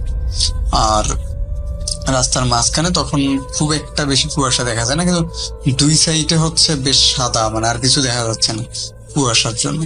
উনি রাস্তার মাঝখান দিয়ে তখন দৌড়াচ্ছে, জোরে জোরে দৌড়াচ্ছে, দৌড়াতে দৌড়াতে আর একটা পর্যায়ে যখন কবরস্থানের পাশে চলে আসে, ওনার তখন একটাই চিন্তা যে উনি কবরস্থানের দিকে দেখবে না, সোজা দৌড়ে পার হয়ে যাবে। কিন্তু উনি যখনই কবরস্থানটার দিকে আসে, কবরস্থানে কিছু বাঁশঝাড় ছিল যেগুলো রাস্তার সাথে ছিল। গ্রামের কবরস্থানগুলো সাধারণত শহরের মতো হয় না, ওটা যেমন হয় যে বাঁশঝাড়ের পাশে বা দেখা যাচ্ছে যে অনেক ঝোপঝাড়ের মধ্যে কবরগুলো দেওয়া হয়, এবং ওইটা বাঁশের কিছু বেড়া দিয়ে বাউন্ডারি দেওয়া হয়, যেটা বাইরে থেকেও দেখা যায় বা রাস্তা থেকেও দেখা যায়। তো উনি যখন দৌড়াচ্ছে, দৌড়াতে দৌড়াতে একটা মনে হলো যে রাস্তার পাশে একটা বাঁশঝাড় এবং বাঁশঝাড়ে একটা কাফন করা লাশ দাঁড়ানো অবস্থায়, মানে বাঁশের সাথে হেলান দিয়ে দাঁড়ানো অবস্থায় একটা কাফন করা লাশ। জাস্ট এইটা দেখে ওনার মানে ভয়ে আর কিচ্ছু মনে হইতেছে না, দৌড়াতে পারতেছে না, পা থেমে গেছে। জাস্ট উনি তখন ভয়ে লাফ দিয়ে রাস্তার এক সাইডে চলে আসে। কিন্তু উনি যখন ভয়ে লাফ দিয়ে রাস্তার এক সাইডে চলে আসে, মানে কবরস্থানের ঠিক অপোজিটে, তখন রাস্তার পাশে থাকা যে কোনো একটা গাছের সাথে ওনার মাথাটা বেশ সজোরে আঘাত করে। আঘাত করার পরে উনি রাস্তায় একদম পড়ে যায়। পড়ে যাওয়ার পরে উনি আর কিছু বলতে পারে না যে আসলে ওনার কি হয়ে গেল। তো তারপরে একটা পর্যায়ে উনি অনুভব করে যে বেশ ঠান্ডা লাগতেছে ওনার, এবং চোখ মেলে দেখে উনি তখনও রাস্তাতেই পড়ে আছে, আর ওনার পাশে বেশ লম্বা একজন লোক দাঁড়ায় আছে। উনি তখন লাফ দিয়ে উঠে বসে যে এইটা আবার কি। ওনাকেও খুব ভালোভাবে বোঝা যাচ্ছে না বা চেনা যাচ্ছে না এরকম একজন লোক। ওই লোকটাও তখন ওনাকে বলতেছে যে আপনি আস্তে ওঠেন, এত তাড়াহুড়ো করার কোনো দরকার নেই। তো উনি তখন বলে যে আচ্ছা আপনি কি, আপনাকে তো এখানে আগে কখনো দেখিনি, বা আমি এই কবরস্থানের পাশে পড়ে আছি, এখনো কি সকাল হয়নি? ওই লোক বলতেছে না এখনো সকাল হয়নি, আমি বেশ অনেকক্ষণ ধরে দেখতেছি তুমি এখানে পড়ে আছো, এই জন্য আমি তোমার এইদিকে আসলাম। উনি বলতেছে যে আমি অনেকক্ষণ ধরে পড়ে আছি, মানে এখন কয়টা বাজে? আমি তো মাত্র এখানে পড়লাম। তখন ওই লোক বলতেছে যে না, তুমি মাত্র পড়ো নাই, আমি অনেকক্ষণ ধরে দেখতেছি তুমি এখানে পড়ে আছো, জন্য আমি তোমার কাছে আসলাম। তখন ওই লোকটা বলতেছে তুমি উঠে কি দাঁড়াইতে পারবা? তো উনি বলতেছে হ্যাঁ আমি উঠে দাঁড়াইতে পারবো। উনি উঠে দাঁড়ায়, তো ওনার তখন শরীর তখনও কাঁপতেছে। লোকটা বলতেছে আচ্ছা তোমার কি হয়েছে? উনি শর্টকাটে একটু বলে যে এই ব্যাপার, আমি তো এই কবরস্থানে এইরকম একটা জিনিস দেখলাম। লোকটা বলতেছে আচ্ছা যাই হোক, তোমার বাড়ি কোন দিকে? উনি বলে যে এই যে সামনের এই রোড দিয়ে যে সামনেই আমার বাড়ি। লোকটা তখন বলে ঠিক আছে তুমি উঠে দাঁড়াও, আমি তোমাকে বাড়ি পর্যন্ত পৌঁছে দিয়ে আসি। উনি হাঁটতেছে সামনে, লোকটা পিছনে। ওনার শরীরে তখন একটা ভয় ভয় কাজ করতেছে। লোকটা ওনাকে জিজ্ঞেস করে আচ্ছা তুমি কোথায় গেছিলে এখানে? উনি তখন বলে যে আমি হচ্ছে আমার কাজিনের সাথে ডোবায় গেছিলাম, ডোবা এসেছে মাছ ধরতে, আমাদের মাছ ধরার কথা ছিল। এখন আমার কাজিনকে সাথে নিয়ে ওখানে গেলাম, যাওয়ার পরে হঠাৎ দেখি যে আমার কাজিন চোরে একটা টান দিয়ে বসে।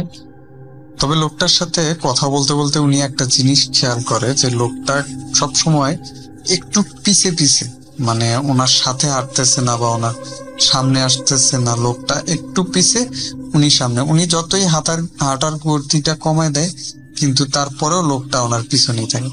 এইরকম কিছু কথাবার্তা হলো। একটা পর্যায়ে উনি যখন ওনার গ্রামের কাছাকাছি চলে আসে, যে এখন বাড়ির মধ্যে ঢুকবে, পাশেই হচ্ছে ঢুকতেই ওনারা একটা পরিচিত বন্ধুর বাড়ি আছে। ওই বন্ধুর বাড়ির কাছাকাছি যখন চলে আসে তখন হঠাৎ করে খেয়াল করে যে ওনার পিছনে থেকে আর কোনো আওয়াজ আসতেছে না, বা উনি অনুভব করতেছে না যে কেউ হাঁটতেছে ওনার পিছনে।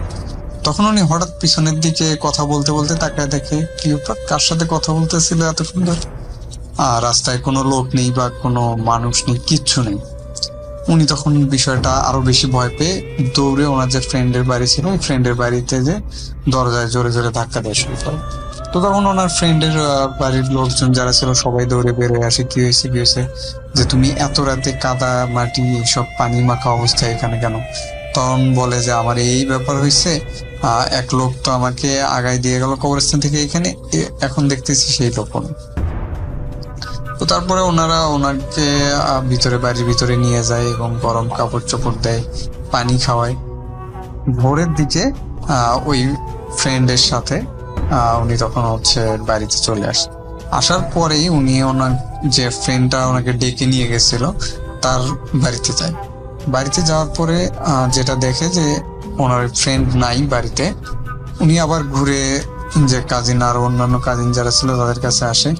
কাজিনদের কাছে আসার পরে ওনার কাজিনরা ওনাকে বলে যে আসলে আমরা তো উঠে সকালে তোর ওখানে অনেকক্ষণ ডাকাডাকি করলাম, দরজায় ধাক্কা ধাক্কি করলাম, কিন্তু তোর তো কোনো সার শব্দ নেই। তারপরে যে কয়জন ছিল, তারপর ওনার অন্যান্য যে কাজিনরা ছিল সবাইকে সাথে নিয়ে ওই ডোবার দিকে যায়। যাওয়ার পরে দেখে যে আর কয়েকজন কাজিন তারা যে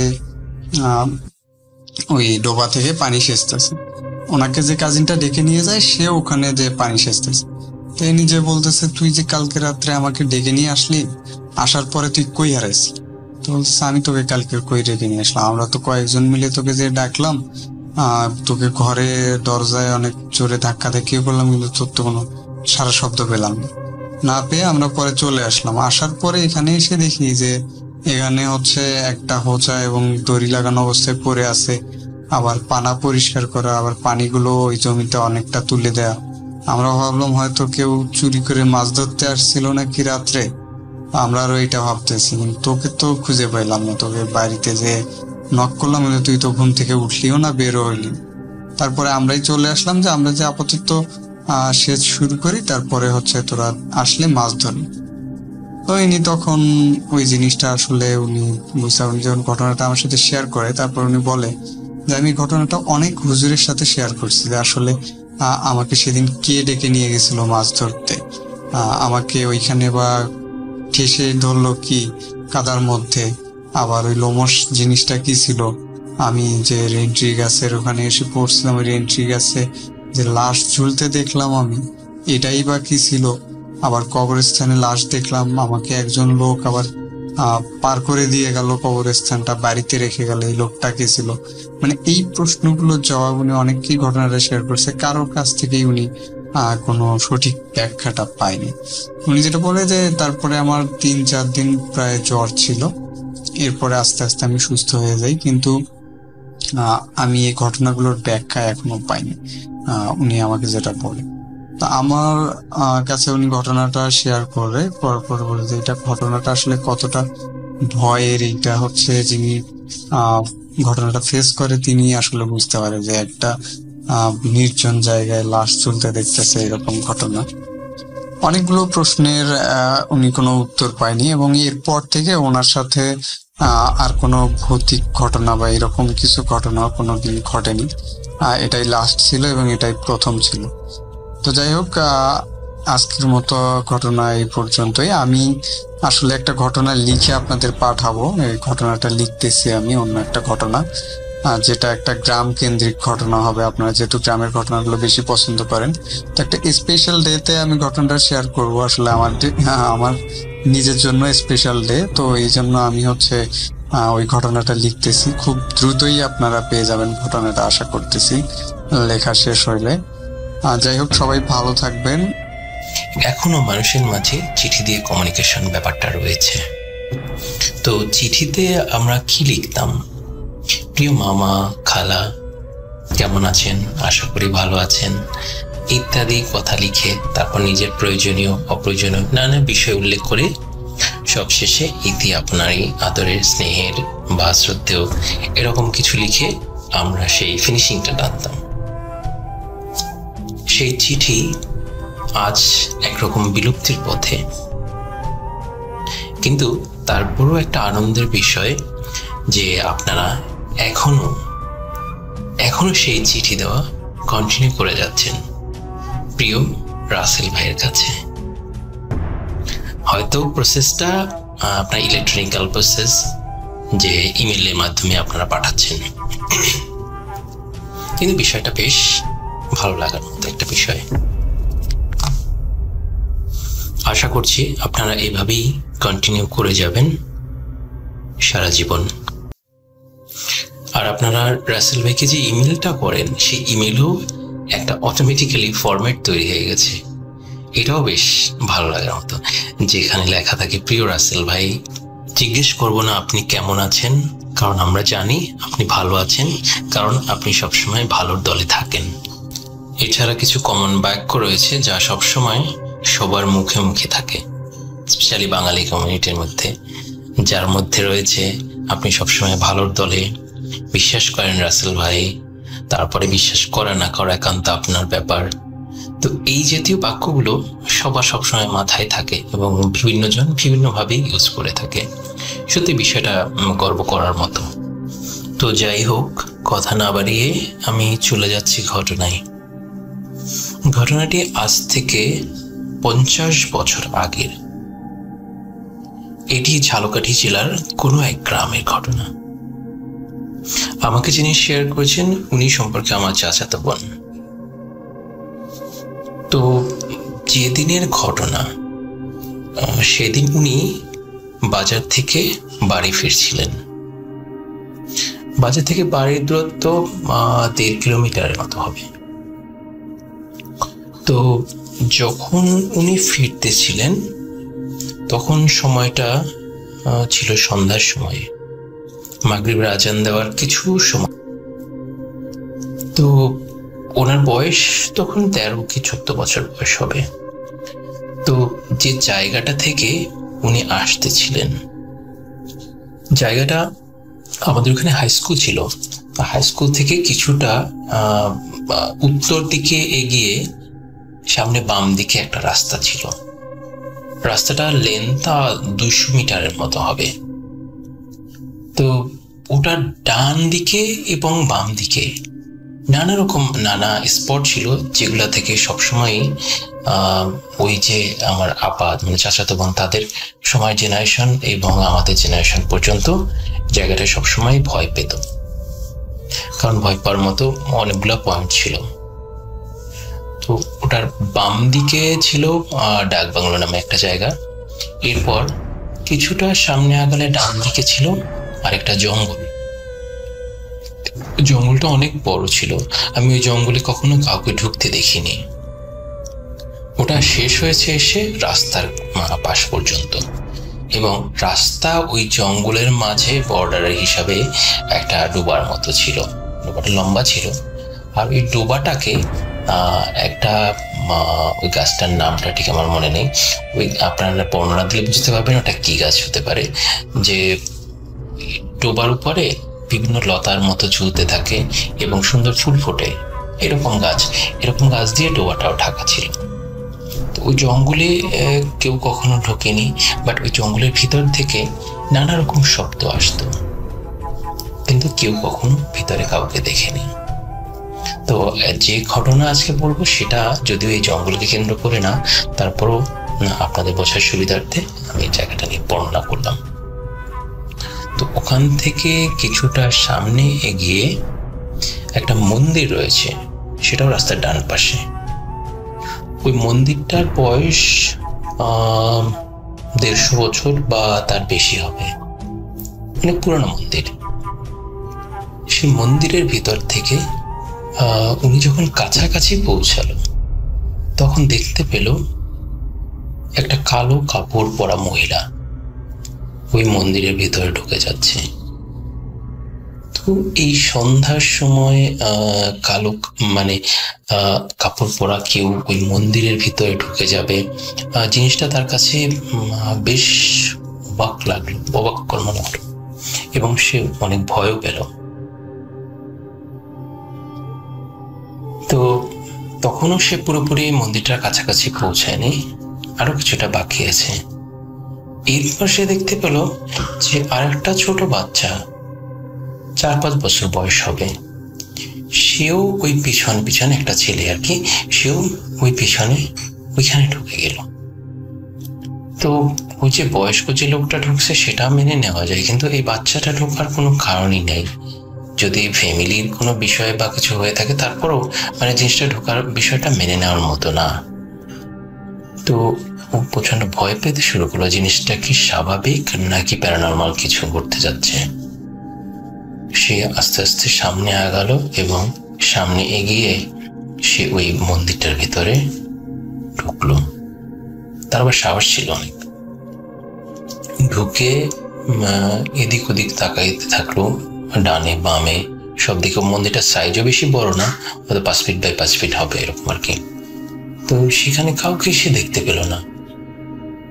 তো মানে খুবই অবাক করা বিষয় যে আমি দেখলাম 2 জন ঢুকলো, কিন্তু তাদের কাউকে দেখতে পেলাম না, এটা হলো কিছু।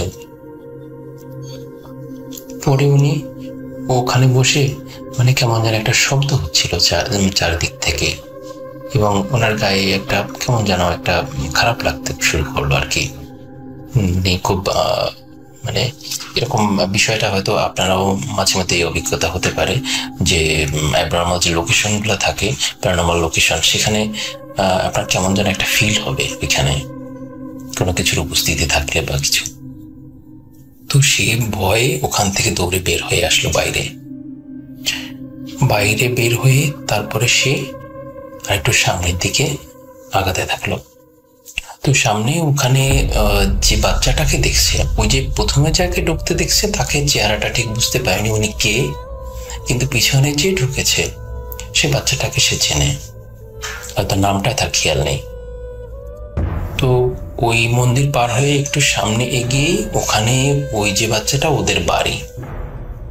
তো বাড়িটা হচ্ছে গিয়ে কর্মকার বাড়ি। ওইখানে এসে বাড়িতে ঢুকে যায়, কারণ সন্ধ্যার সময় এরকম একটা দৃশ্য দেখছে। ওর কাছে জিনিসটা স্বাভাবিক বা অস্বাভাবিক জিনিসটা বোঝার জন্য ওই বাড়ি থেকে সে কনফার্ম হতে চাচ্ছে, এবং একরকম আশ্রয়ের বিষয় আর কি। তো ওইখানে গিয়ে ওই বাড়িতে ঢুকে সে একটা দরজায়, 3-4টা ঘর ছিল ওখানে, তো একটা দরজায় সে নক করার পরে ভিতর থেকে বের হয় একজন, জিজ্ঞেস করে কি ব্যাপার, তুমি ওই বাড়ির মেয়ে না? মানে যে বাড়ির আর কি আমাদের বাড়ি করে সবাই চেনে আর কি। তো উনি বললো যে হ্যাঁ আমি ওই বাড়ির, আমি একটু আগে আপনাদের ওই যে মন্দির আছে না, ওই মন্দিরের সামনে দিয়ে যখন আসছিলাম তখন দেখলাম 2 জন মানুষ, একজন বাচ্চা এবং আর একজন একটু বয়স্ক লোক, সে মন্দিরের ভিতরে ঢুকে গেছে। কারণ বাচ্চাটা, আপনাদের ঘরে একটা ছেলে আছে না, কি যেন ওর নাম? ওরা বললো যে কে, বিমল? বললো হ্যাঁ বিমল। তো বিমল কোথায়? তো ঘর থেকে বললো বিমল তো ঘরেই আছে। ডাক দিল এই বিমল। তো বিমল ঘর থেকে বের হয়ে আসলো। এখন উনি বাচ্চাটাকে দেখে ওনার খুবই খারাপ লাগতেছিল যে এমন সিচুয়েশন যে বাচ্চাটা এখানে দেখলেও বিষয়টা স্বাভাবিক লাগবে না, না দেখলেও বিষয়টা তার কাছে স্বাভাবিক না, মানে ফিক্রিলিয়ার একটা ব্যাপার। তো উনি বলল যে ওকে দেখেছি আমি ওই মন্দিরের ভিতরে ঢুকতে। তো বললো তুমি কি মন্দিরের ভিতরে ঢুকেছিলে? তো আপা বললো হ্যাঁ আমি ঢুকেছিলাম। কেন? বলে তুমি জানো না ওই মন্দিরের বিষয়ে, ওই মন্দিরটার সমস্যা আছে, ওইখানে আর কখনো ঢুকবা না এরকম, ঠিক আছে? ওখানে নানাজন নানা জিনিস দেখছে, এখানে এর অনেক আগে এখানে ঝামেলা ছিল কিছু। তো এখান থেকে যাওয়ার সময় সবসময় সাবধানে যে সন্ধ্যার সময় যাচ্ছে কেন? তো বললো কারণ আর কি, এক্সপ্লেন করলো যে কারণে সন্ধ্যায় যাচ্ছে। এরপরে সে ওই বাড়ি থেকে রাস্তায় আসলো। রাস্তা থেকে ওখানে আরেকটা পুল ছিল, পুলটা এখন নেই, ওটা সরিয়ে নেওয়া হয়েছে এবং রাস্তাও এখন আমাদের এদিকের সাইডে, অন্য একটা সাইডে হসপিটালের কাছে নিয়ে আসা হয়েছে আর কি। তো এই ছিল আসলে ব্যাপারটা। আমাদের ওই জায়গাটায় এরকম আরো অনেক স্পট রয়েছে যেখানে নানা রকম ঘটনা আছে। এর আগে আমি শেয়ার করেছিলাম আমাদের ওখানে যে জমিদার বাড়িটা রয়েছে সেখানকার ঘটনা নিয়ে, ওখান থেকে যে নুপুরের শব্দ পাওয়া যায় রাতে, এবং এই নিয়ে ইন্টারনেট সার্চ করলে সেখানে অনেক তথ্য পাবেন, ওই যে জমিদার বাড়ির ঘটনাটা। ঠিক আছে, তো এই ছিল আমার ঘটনা। জানি না আপনাদের কেমন লেগেছে। সবাই ভালো থাকবেন। আমি বলছি আসসালামু আলাইকুম।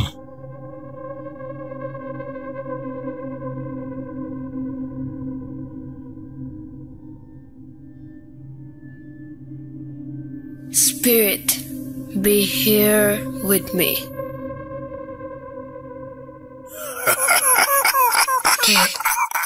কে তুমি? Bhoot.com. The fear returns with Russell.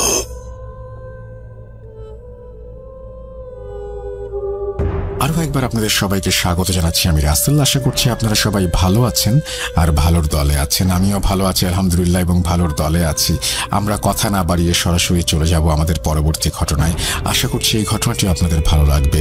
এবং আজকে একটা নতুন যাত্রা শুরু করেছি আমরা, যে যাত্রাতে আপনারা আমরা এই নতুন একটা যাত্রার শুরু বলতে পারবো কিনা যে আমি ঠিক জানি না। আমরা ঠিক একটা সময়ের মধ্যে দিয়ে যাচ্ছি।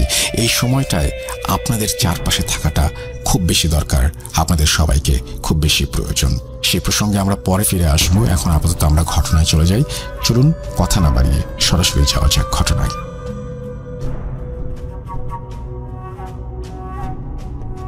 হ্যালো লিসেনার্স, আমি Bhoot.com আপনাদের সবাইকে স্বাগতম। আমরা সকলে বদনজর সম্পর্কে খুব ভালো মতো জানি। বদনজর, যদি কোনো মানুষ আপনাকে বদনজর ভাবে দেখে বা বদনজরে পড়ে যান, আপনার জীবনে অনেক বড় ধরনের একটা পরিবর্তন আসতে পারে। ঠিক তেমনি আমরা জিন বা ভূত বা পিশাচ যাই বলি না কেন, এইসবেরও যদি আপনি বদনজরে পড়েন তাদের চোখে, তাহলেও কিন্তু আপনার জীবনে খুব বাজে রকমের একটা পরিবর্তন আসতে পারে। তো আমি এই জিনের বদনজর সম্পর্কে আপনাদের আজকে একটা ঘটনা শেয়ার করব, যেটা আমি এক আপুর কাছ থেকে কালেক্ট করেছি। ওনার নাম হচ্ছে রিপা। তো আমার এই ঘটনার সাথে আপনারা কিছু জিনের বদনজরের একটা ঘটনা পাবেন, সাথে এই গল্পের সাথে ইনক্লুড, সেটা হচ্ছে ব্ল্যাক ম্যাজিক। তার মানে আপনারা আজকে জিনের বদনজর প্লাস হচ্ছে ব্ল্যাক ম্যাজিক দুটারই একটা ঘটনা এটার সাথে যেহেতু আপনি ইনক্লুডেড, সেজন্য আমাকে আসলে আপনার এই জিনের ঘটনার সাথে, জিনের বদনজরের সাথে আমাকে এই ব্ল্যাক ম্যাজিকের ঘটনাটা আসলে আপনাদের সাথে শেয়ার করতে হবে। তো ঘটনাটা আমি কালেক্ট করেছি রিপা আপুর কাছ থেকে। ওনার ছোটবেলার কাহিনী। উনি এখন একটি প্রাইভেট কোম্পানিতে আছে। তো ওনার আমাকে যেভাবে ঘটনাটি বলেছে আমি ঠিক সেভাবে আপনাদের কাছে এখন প্রেজেন্ট করব। তো রিপা আপু, উনি যখন ছোট ছিল, ক্লাস 9-10 পরে, ওনার বাবা একজন ব্যাংক কর্মকর্তা। ব্যাংকে চাকরি করার সুবাদে উনি বিভিন্ন জায়গায় ট্রান্সফার হয়। তো ওনার নওগাঁয় একবার ট্রান্সফার হয়। নওগাঁয় ওনার ট্রান্সফার হওয়ার ফলে উনি নওগাঁ জেলায় ওনার কোনো আত্মীয় স্বজন ছিল না, উনি ভাবে কাউকে চেনেও না। উনি যেদিন ওনার নওগাঁয় ট্রান্সফার হয়, উনি তার কিছুদিন পর নওগাঁ শহরে গিয়ে একটা বাসা খোঁজার জন্য উনি যান নওগাঁয়। তো ওখানে গিয়ে উনি মোটামুটি কম রেঞ্জের একটি বাসা পায়। তো বাসাটা পাওয়ার পর উনি ওনার ফ্যামিলিকে নিয়ে পরের মাসে চলে আসে নওগাঁ জেলায়। চলে আসার পর ওই বাসার 3 তলায় উনি ভাড়া নেয়। উনি ভাড়া নেওয়ার পর ওই বাসায় উঠার পর ওনাদের বেশ কিছু সমস্যা দেখা দেয়। সেই সমস্যাগুলো হচ্ছে, যেটা ঘটে সেটা হচ্ছে রিপা আপুর সাথে ঘটে। রিপা আপু ওই বাসায় যখন ওঠে, ওনার উঠার পর থেকে ওনার কেন জানি সবসময় মনে হতো যে ওনার আশেপাশে কেউ একজন আছে। ওনার একটু অস্থির লাগতো বা ওনার মনে হতো যে উনি একা রুমে একা নেই, ওনার রুমে ওনার সাথে কেউ আছে। তো বাসাটা মূলত 3 রুমের বাসা ছিল। ওনারা রিপার বাবা মা এক রুমে থাকতো, রিপা আপু এক রুমে থাকতো, আর ওনার ছোট ভাই ছিল। ওনার ছোট ভাই মাঝে মাঝে ওনার সাথে থাকতো, আবার মাঝে মাঝে পাশের রুমেও থাকতো। একদিন এরকম রিপা আপু ঘুমিয়ে আছে, আনুমানিক রাত 2টা বা 2:30 বাজবে। হঠাৎ করে ওনার ঘুম ভেঙে যায়। উনি ঘুম ভেঙে গিয়ে যেটা দেখে যে একটা মানুষ আকৃতির একটা শেপ, দেখতে অনেকটা মানুষের মতোই, বাট এটা মানুষ না, এটা এক ধরনের জিন। ওনার হচ্ছে ওই জিনটার হাত পা শরীরের সবকিছুই আছে, বাট মাথা নেই। আর সবচেয়ে এখানে ভয়ঙ্কর ব্যাপারটা হচ্ছে যেটা রিপা আপু দেখতেছে, যে ওনার হাতে একটা মাথা, এবং এই মাথাটা হচ্ছে রিপা আপুর মাথা। মানে উনি ঘুম ভেঙে দেখতেছে যে ওনার মাথা আরেকজনের হাতে আছে, তাও যে মানুষটার হাতে আছে সেই মানুষটার আবার মাথা নেই। তো এটা দেখে উনি প্রচন্ড ভয় পায়। উনি সাথে সাথে চিৎকার দিয়ে ওঠে। চিৎকার দিয়ে দেওয়ার সাথে সাথে ওনার বাসা থেকে, ওনার পাশের রুম থেকে ওনার বাবা মা চলে আসে, ওনার ছোট ভাই চলে এসে যখন জিজ্ঞেস করে, বলে যে আমি এরকম একটা জিনিস দেখেছি, যে একটা মানুষ আমার সামনে দাঁড়িয়ে আছে, কিন্তু ওনার মাথা নেই, কিন্তু ওনার হাতে যে মাথাটা আছে, ওরা 2 হাত দিয়ে একটা মাথা ধরে আছে, সেই মাথাটা হচ্ছে আমার মাথা, প্লাস আমার কোনো বডি ওখানে ছিল না, শুধু আমার মাথাটাই ছিল না হাতে। পরে ওনার আসলে বাবা সান্ত্বনা দেয় যে এরকম তুমি নতুন জায়গায় আসছো, হয়তো রাতে কোনো মুভি বা কোনো কিছু দেখছো তুমি, এই জন্য তোমার এটা তুমি কল্পনা করছো, এটা তুমি স্বপ্নে দেখছো। তা আসলে উনি বাসায় বাবা আমাকে বুঝতে পারে না যে এটা আসলে স্বপ্ন ছিল না, উনি জেগে এটা দেখছিল। তো এর বেশ কিছুদিন রাসেল ভাই মোটামুটি ভালোই যায়, কোনো সমস্যা হয় না। তো আরেকদিন যে এই প্রবলেমটা হয় সেটা, আচ্ছা এর মাঝে আমি একটু ইন্টারাপ্ট করি রাসেল ভাই, সেটা হচ্ছে প্রবলেমটা হচ্ছে, তো আস্তে আস্তে রিপা আপু উনি একটু অমনস্ক হয়ে যায়। বাসার ফ্যামিলির লোকজন সেটা বুঝতে পারে যে উনি সবসময় একা থাকতে পছন্দ করে। উনি মোস্ট অফ দ্য টাইম ছাদে কাটায়, দেখা যাচ্ছে যে উনি বিকাল হলে ছাদে যায়, দুপুর হলে ছাদে যায়, প্লাস উনি একটু আনমনা হয়ে যায়। উনি সব সময় মানে চুপচাপ থাকে, আগে যেরকম কথাবার্তা বলতো ওরকম কথাবার্তা কমায় দেয়। আর উনি প্রায় সময় হচ্ছে মানে উনি যখন ঘুম থেকে উঠতো, উনি প্রায় সময় বলতো যে ওনার খিদে নেই।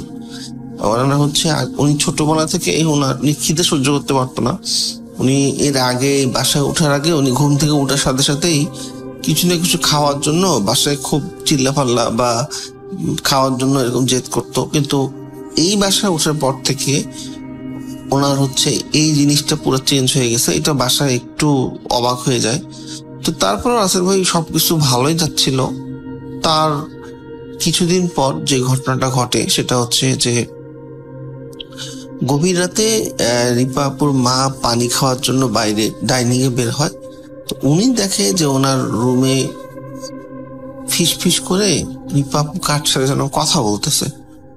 তো উনি আসলে কৌতূহল নিয়ে আসলে একটু রাগই হয়। উনি ভাবে যে এত রাতে মেয়ে জেগে আছে কেন, এখনো ঘুমায় নেই। তো উনি যখন দরজা হালকা ধাক্কা দেওয়ার পর রাসেল ভাই উনি দেখে, একটু ভয় পেয়ে যায়। উনি দেখে যে জানালার ওই পারে, মানে ওদের বাসার যে 3 তলা ছিল, বাট 3 তলা জানালা দিয়ে এক লোক দাঁড়িয়ে আছে, উনি রিপা আপুর সাথে কথা বলতেছে।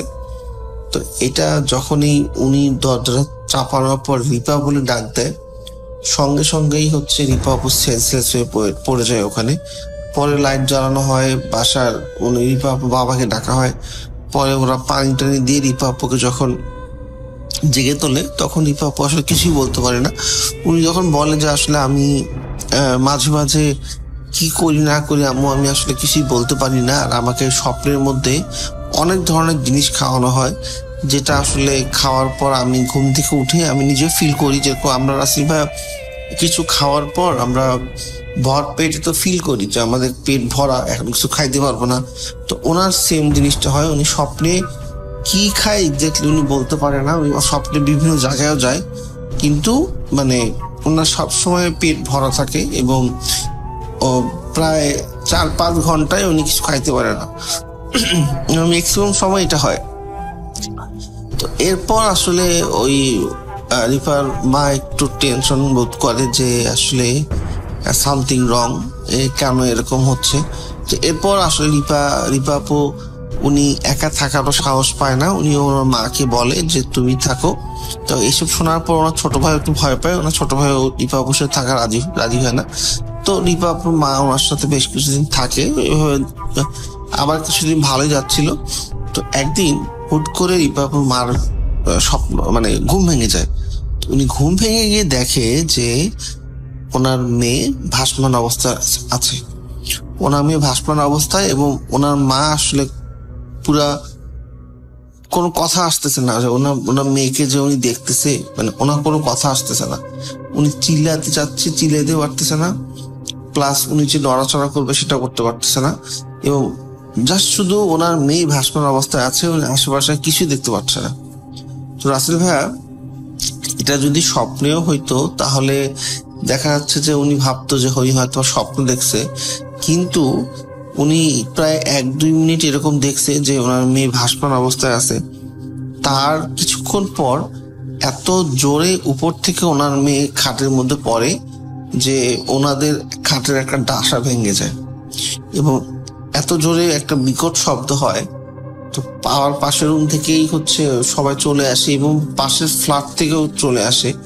ওনার মেয়ে কিন্তু খুব একটা ওজন ছিল না, অনেক পাতলায় ছিল ওই সময় রিপা আপু, কিন্তু এত জোরে শব্দ হয় মনে হচ্ছে যে আপনার প্রায় 200-250 কেজির কোনো কিছু একটা জিনিস খাটে পড়ছে। তো তারপরে ওরা আসলে একটু নড়ে চড়ে বসে যে না, এটা একটা সলিউশন দরকার, যে কেন এরকম হচ্ছে, কি প্রবলেম। এর মাঝে রিপা আপুর বাবা আশেপাশের দোকান বা বিভিন্ন লোকের সাথে আস্তে আস্তে যেহেতু পরিচয় হয়, কমিউনিকেশন হয়, ওনাদের সাথে আস্তে আস্তে কথাগুলো শেয়ার করে। তো এর মাঝে একজন ওনাকে বলছিল যে এই বাসাটা আপনি নিয়েছেন কেন? তো তখন বলে কেন, বাসা তো ভাড়া কম ছিল, বাসাটা সুন্দর ছিল। বলে এই বাসায় যেই আসে সেই বেশি দিন টিকতে পারে না। তো উনি বললো যে কেন, একটু কাহিনীটা বলে যে আসলে আমরা কাহিনী তো ফুলফিল জানি না, কিন্তু শুনেছি যে এই বাসায় প্রবলেম আছে, এই বাসায় এক মেয়ে সুইসাইড করেছিল, তো তখন থেকে এই বাসায় আসলে কেউ বেশি দিন টিকতে পারে না। তো তারপর উনি রাত্রিবেলা বাড়িওয়ালার কাছে যায়, বাড়িওয়ালার কাছে যাওয়ার পর বাড়িওয়ালাকে অনেক ফোর্স করে, উনি কোনো কিছু বলে না। তো এরপর ওরা আসলে পরের দিন ওনার ফ্যামিলির 2-1জনকে ডাকে, একটা ওদের গ্রামের বাড়ি থেকে কবিরাজ আনার জন্য। তো একজন হুজুর টাইপের কবিরাজ উনি আসে, এসে বলে যে এই বাসায় একটা বদ জিন আছে, যে জিনটা মূলত রিপা আপুর বদনজর হচ্ছে কারণে এই প্রবলেমটা হচ্ছে। উনি রিপা আপুকে অনেক পছন্দ করে। তো উনি আসলে কোনোভাবে রিপা আপুকে এইভাবে, ও স্বপ্নে যে উনি কিছু জিনিস দেখা যাচ্ছে ওনাকে খাওয়ায়, ওনাকে এরকম খাওয়াইতে দেখা যাচ্ছে যে ওনাকে পুরো এই জিনটা কন্ট্রোলে নিয়ে নিচ্ছে, এবং এক সময় দেখা যাবে যে ওই জিন ওনাকে ঘুমে বা ওনাকে এমন ভাবে কন্ট্রোল করবে, ওই জিন যা চাবে রিপা আপু তাই করবে। তারপরে আবার বাড়িওয়ালাকে ডাকা হয়, ডাকানোর পর এবার বাড়িওয়ালা আসলে রিপা আপুর মামা, তারপর কবিরাজ, উনিও একটু অনুট করে, বলে যে আসলে আপনি একটু মেইন কাহিনীটা বলেন, আমরা তো এখানকার স্থানীয় না, আমরা কারোর সাথে শেয়ার করবো না, তবে আপনি এই বাসায় আমরা বেশি দিন থাকবো না, কিন্তু আপনি আমাকে মেইন কাহিনীটা, এবং হুজুর আপনার কবিরাজও বলেন যে আপনি মেইন কাহিনীটা আমাকে বলেন, তাহলে এই মেয়ের ট্রিটমেন্ট করতে আমার জন্য সুবিধা হবে। না হলে দেখা যাচ্ছে তো পরে এই মেয়ের বড় ধরনের প্রবলেম হইতে পারে, কারণ জিনের বদনজর খুব খারাপ, এটাতে অনেক মানুষের জীবন নষ্ট হয়ে যায়। তখন আসলে সব ঘটনা আসলে বাসার মালিক খুলে বলে। এখানে রাসেল ভাই নতুন একটা আসলে গল্পের সাথে গল্প, যেটাকে আমরা বলি এখানে একটা নতুন একটা গল্প শুরু হবে। সেটা হচ্ছে তারপর যে ঘটনাটা বাসার মালিক বলে যে এই বাসায় একজন যারা ছিল আপনার প্রায় ওটা ওই সময়েরও 2-3 বছর আগে, তো ওনাদের একটা মেয়ে ছিল, ওই মেয়ের নাম হচ্ছে ঝুমকা। ওনারা ওই মেয়ে ওনার চাচা ছিল, কারণ ওই মেয়ের হচ্ছে বাবা নেই, তো ওই চাচা ওদের সাথে থাকতো। এখান থেকে এখানেই নওগাঁয় পড়াশোনা করতো। তো এখন যখন বিয়ের সময় আসে, তো এই ঝুমকা মেয়ে, ওই মেয়েটা দেখতে খুবই সুন্দর ছিল। তো ওনার যে চাচি ছিল, ওনার মেয়ে খুব সুন্দর ছিল না, বাট মোটামুটি শ্যাম ছিল। তো যখন বিয়ের সময় আসে, মানে ওই ঝুমকা প্লাস হচ্ছে ওনাদের চাচির মেয়ে দুইজনের প্রায় সমবয়সী ছিল। তো 3-4 মাসের বড় হবে ওই ঝুমকার চাচির মেয়ে। তো ওনারা যখন বিয়ের সময় আসে, তখন ছেলেপক্ষ দেখতে আসতো। তো ছেলেপক্ষ যখন দেখতে আসতো, মানে দেখা যাচ্ছে যে ঝুমকা উনি দেখতে এত সুন্দর ছিল যে ওনার চাচির মেয়েকে পছন্দ না করে ওনাকেই পরবর্তীতে সবাই জানাইতো যে এই মেয়েটাকে না বিয়ে দেন, আমাদেরকে এই মেয়েটাকে ভালো লাগছে। এবং ওই আশেপাশে, ওই এলাকার আশেপাশে সবাই জানতো যে এরকম এই ঝুমকা অনেক সুন্দর এবং মেয়েটা দেখতে নাকি আসলে অনেক সুন্দর ছিল। এখন এইটা যখন মোটামুটি বেশ কিছুদিন হয়ে যায়, তখন আসলে খুব একটা ভালো চোখে দেখে না ওই ঝুমকার চাচি। ওনার আসলে একটা হিংসা চলে আসে যে আমার এতদিন এই মেয়েটাকে আমার এখানে রাখলাম, এখন ওর জন্যই আমার মেয়ের ভালো কোথাও বিয়ে হচ্ছে না। এখন আসলে হুট করে ওকে কিছু বলতেও পারতেছে না। তো তখন উনি আসলে একটু ওনার মাথায় বাজে চিন্তা আসে যে আমি এক ব্ল্যাক ম্যাজিক বা কালো জাদু করে মেয়েটার চেহারা নষ্ট করা যায় কিনা। তো উনি এরকম এক কবিরাজের শরণাপন্ন হয়, কবিরাজকে বলে যে আমি আসলে এই মেয়েটাকে ব্ল্যাক ম্যাজিক করে ওর চেহারা একটু খারাপ করতে চাই, এরকম কিছু একটা বলে, যে হয়তো বা এরকম কিছু একটা মানে ইয়াকে বুঝায়। তো তখন ওই কবিরাজ হচ্ছে বেশ কিছু তাবিজ বা খাবারের সাথে খাওয়ানোর জন্য বেশ কিছু জিনিস ওনাকে দেয়, যে এইগুলো যেন ওই মেয়েটাকে খাওয়ানো হয়। তারপর ওই মেয়ের বালিশের ভিতরে যেন তাবিজ দেওয়া হয়। কিন্তু এখানে প্রবলেমটা হয়ে গেছিল কি রাসেল ভাইয়া, মানে ব্ল্যাক ম্যাজিকটা উল্টা হয়ে গেছিল। ব্ল্যাক ম্যাজিকটা হয়ে গেছিল বেসিক্যালি মেয়েটার চেহারা একটু মানে খারাপ করার জন্য ব্ল্যাক ম্যাজিকটা দেওয়া হয়েছিল, বাট এখানে সেটা উল্টো হয়ে এখানে যেটা হয় সেটা হচ্ছে মেয়েটার মানসিকভাবে মানে একটু পাগল টাইপের হয়ে যায়, একটু মাথায় সমস্যা দেখা যায়। তো এটা আসলে দিন দিন বাড়তেই থাকে। মেয়েটা অনেকবার হচ্ছে নিজের সুইসাইড করার জন্য ট্রাই করে, পাগলামো করে, কাউকে ঠিক মতো চেনে না। তো এখন ওনার চাচি তো ভয়ে কিছু বলতেও পারে না কারোর সাথে কোনো কিছু। তো এর মাঝে যেটা একদিন হয় যে ওই মেয়েটা নিজেই নিজের ছুরি দিয়ে গলা কেটে আত্মহত্যা করে। তো তারপর যখন মেয়েটাকে পরবর্তীতে মাটি দেওয়া হয় এবং মেয়ের মা ভাবে যে আমার মেয়ে সুস্থ, হুট করে কেন এরকম হইলো। পরবর্তীতে মেয়ের মাও নাকি বিভিন্ন হচ্ছে কবিরাজের সাথে কথাবার্তা বলেছে, জানতে পারে যে একটা এরকম বদ জিনের মাধ্যমে ব্ল্যাক ম্যাজিক করেছিল, বাট ব্ল্যাক ম্যাজিকটা একটু উল্টো হয়ে গেছে। এই কারণেই হচ্ছে আসলে এই প্রবলেমটা। তো রাসেল ভাই এইটা যখন ওর মেয়ে ঝুমকার মা জানতে পারে, বাসায় অনেক গন্ডগোল হয়। তারপর